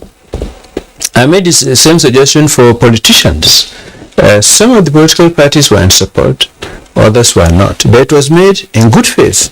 But if you are running for political office, and I was not referring to presidential candidates or governorship, councillors, local government chairmen, members of state houses, there are thousands of them. Yeah, but that we know in the community. Yeah, but even if you do that, so why not from the top to the bottom? So that's what I'm saying. People thought we were only referring to, but we're actually talking about the whole spectrum. Yeah. And we're trying to look for ways for people to be sane, for society to have sanity, and to cut drug demands. There's a trend which is noticeable all over the place in this country now. For those who cannot afford those high level drugs and things like heroin and cocaine, and even as the fight goes on to stem the demand for these drugs, you find a lot of people on the lower levels of society are turning to concoctions to get the high feeling, and some of those things can be as dangerous, if not even more, than the known substances. We talk about tramadol, codeine, and all those which people still smuggle in, and we see them mixing some local substances which ordinarily are not classified as illicit drugs, and getting high on them. That is another angle of this challenge. How can this be managed? Those are called new psychoactive substances. People even sniff latrines. They go after ladies use menstrual pads. Some have had even do the same with petrol. That's right. Advocacy, actually, and sensitization is the main weapon that we have for this category. Across, again, from the families and communities, advocacy, sensitization, they have to know that it is bad for their own health and for society. And of course, those who do the gutter stuff, hygiene, public hygiene, these are areas. In the past we used to have those inspectors at the local levels. We have to revive some of these things. Advocacy at all levels of society. Let us begin to wind down in this fight against abuse of drugs. How do we move forward, keeping in mind the theme which talks about drug challenges in health and humanitarian crises? How do we relate that? For me, to win this war, there should be substantial buy-in of the members of the society. Because if you look at what the NDLA is doing at present, you will find that somehow they are sweating. I don't think China has enough officers and men to do all of this in time. If you look at the supply side, you find that NDLA has done incredibly well. But the demand reduction side of the war, you will find that the NDLA is in dire need of partners. Well, looking at the National Drug Control Master Plan 2021 to 2025, it was refreshing to find that there is reasonable emphasis on the need for interagency collaboration. I am a witness today that it has moved from paper to action, because not too long ago I was a witness to what the Federal Ministry of Humanitarian Affairs, Disaster Management and Social Development did with the NDLEA, I think they called it psycho-social support and all of that. So that, I think, is very much in line with what that National Drug Control Master Plan envisages. That's one side of it, interagency collaboration in this regard. But I also think that the Nigerian people, just like the chairman mentioned, has witnessed in the southeast concerning the Implemented thing. The society, the community should realize that this menace has to do with them. It's not about NDLEA alone. It's not about law enforcement agencies. It's not about regulatory agencies like NAFDAC alone. It's not about the support or intervention of United Nations Office on Drug and Crime. But primarily, it's a problem that is domiciled in our domot, as we say in this part of the world. So if we have that realization, then there will be that sense of duty that will be exhibited by a substantial number of Nigerians, so that in our individual little corners, whether as a professional, whether as a religious body, whether as a traditional ruler, and all of that, and we now begin to convince ourselves and know that indeed it's a sacred duty that we owe to complement the commendable effort of NDLEA and other government agencies. That way we move forward. But if we keep emphasizing on what state actors can do in this battle, I'm afraid we'll keep not getting it. We need more active non-state actor action, support, and collaboration with state actors so that together we can win this war. Right, thank you. Dr. Stokely, finally as we run with this program, your thoughts. Well, I think one important thing that we haven't really talked about is the aspect of research. And that is something that we really brought actually to the forefront over these past 10 years, working with NDLEA and other partners, the National Bureau of Statistics in particular, but also many researchers in academia, to really provide the evidence base that we need. And now that the project is winding down, where does the new data come from? We're in desperate need for the conduct of another national drug use survey. The last one collected data 2017-2018. This is 5 years. This is in the Nigerian context a lifetime. So we really need to conduct another of these national surveys, because only then we will really have an idea how essentially the drug problem is evolving over time. Is it getting worse? Is it getting better? Are our interventions actually starting to show any results in terms of reduced use?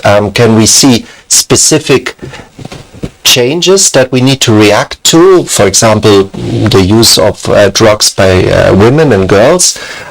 So this is really something that we need to pay more attention to. And I know that this is always the last thing that gets financed, so that's why I'm putting it as the last and important point to take into consideration. All right, thank you so much. And Mr. Chairman, your final words on this. Structures. We need structures. We have one at the national level, which is the Interministerial Committee, which I chair, of 37 MDAs. At the states, local governments, community levels, each should set up a war against drug abuse committee, because there is no community in Nigeria now that does not have this problem. Ministries should have the desks, the motor parks, markets. We must have structures. Nigerians must take ownership of the war.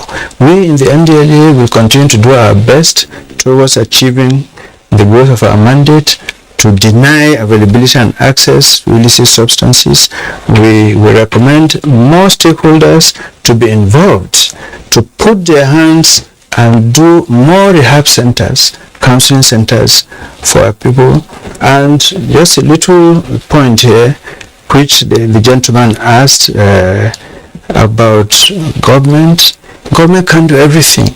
And the question of relapse, when you treat and discharge and they go back to the same poverty, joblessness, it becomes a problem. They relapse back. So people should help in these centers to teach skills and give them something when they are leaving, so that they can start their life. I must take the opportunity once again to appreciate the EU, the UN ODC, our counterparts, our partners in government for all the help. And please, if you have issues on drug abuse, get help. Right.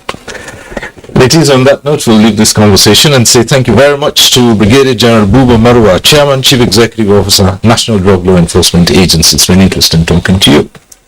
Thank you. And we say thank you to Dr. Oliver Stolper, Country Representative, United Nations Office on Drugs and Crime, UNODC. Thank you for coming. Thanks. And Chuks Akamadu, President, Center for Ethical Rebirth among Nigerian Youths. We thank you. Thanks for having us. Right. And thank you too for being part of this program. Next week we'll be back with NTA Tuesday Live. I'm Cyril Stober. Continue to stay safe.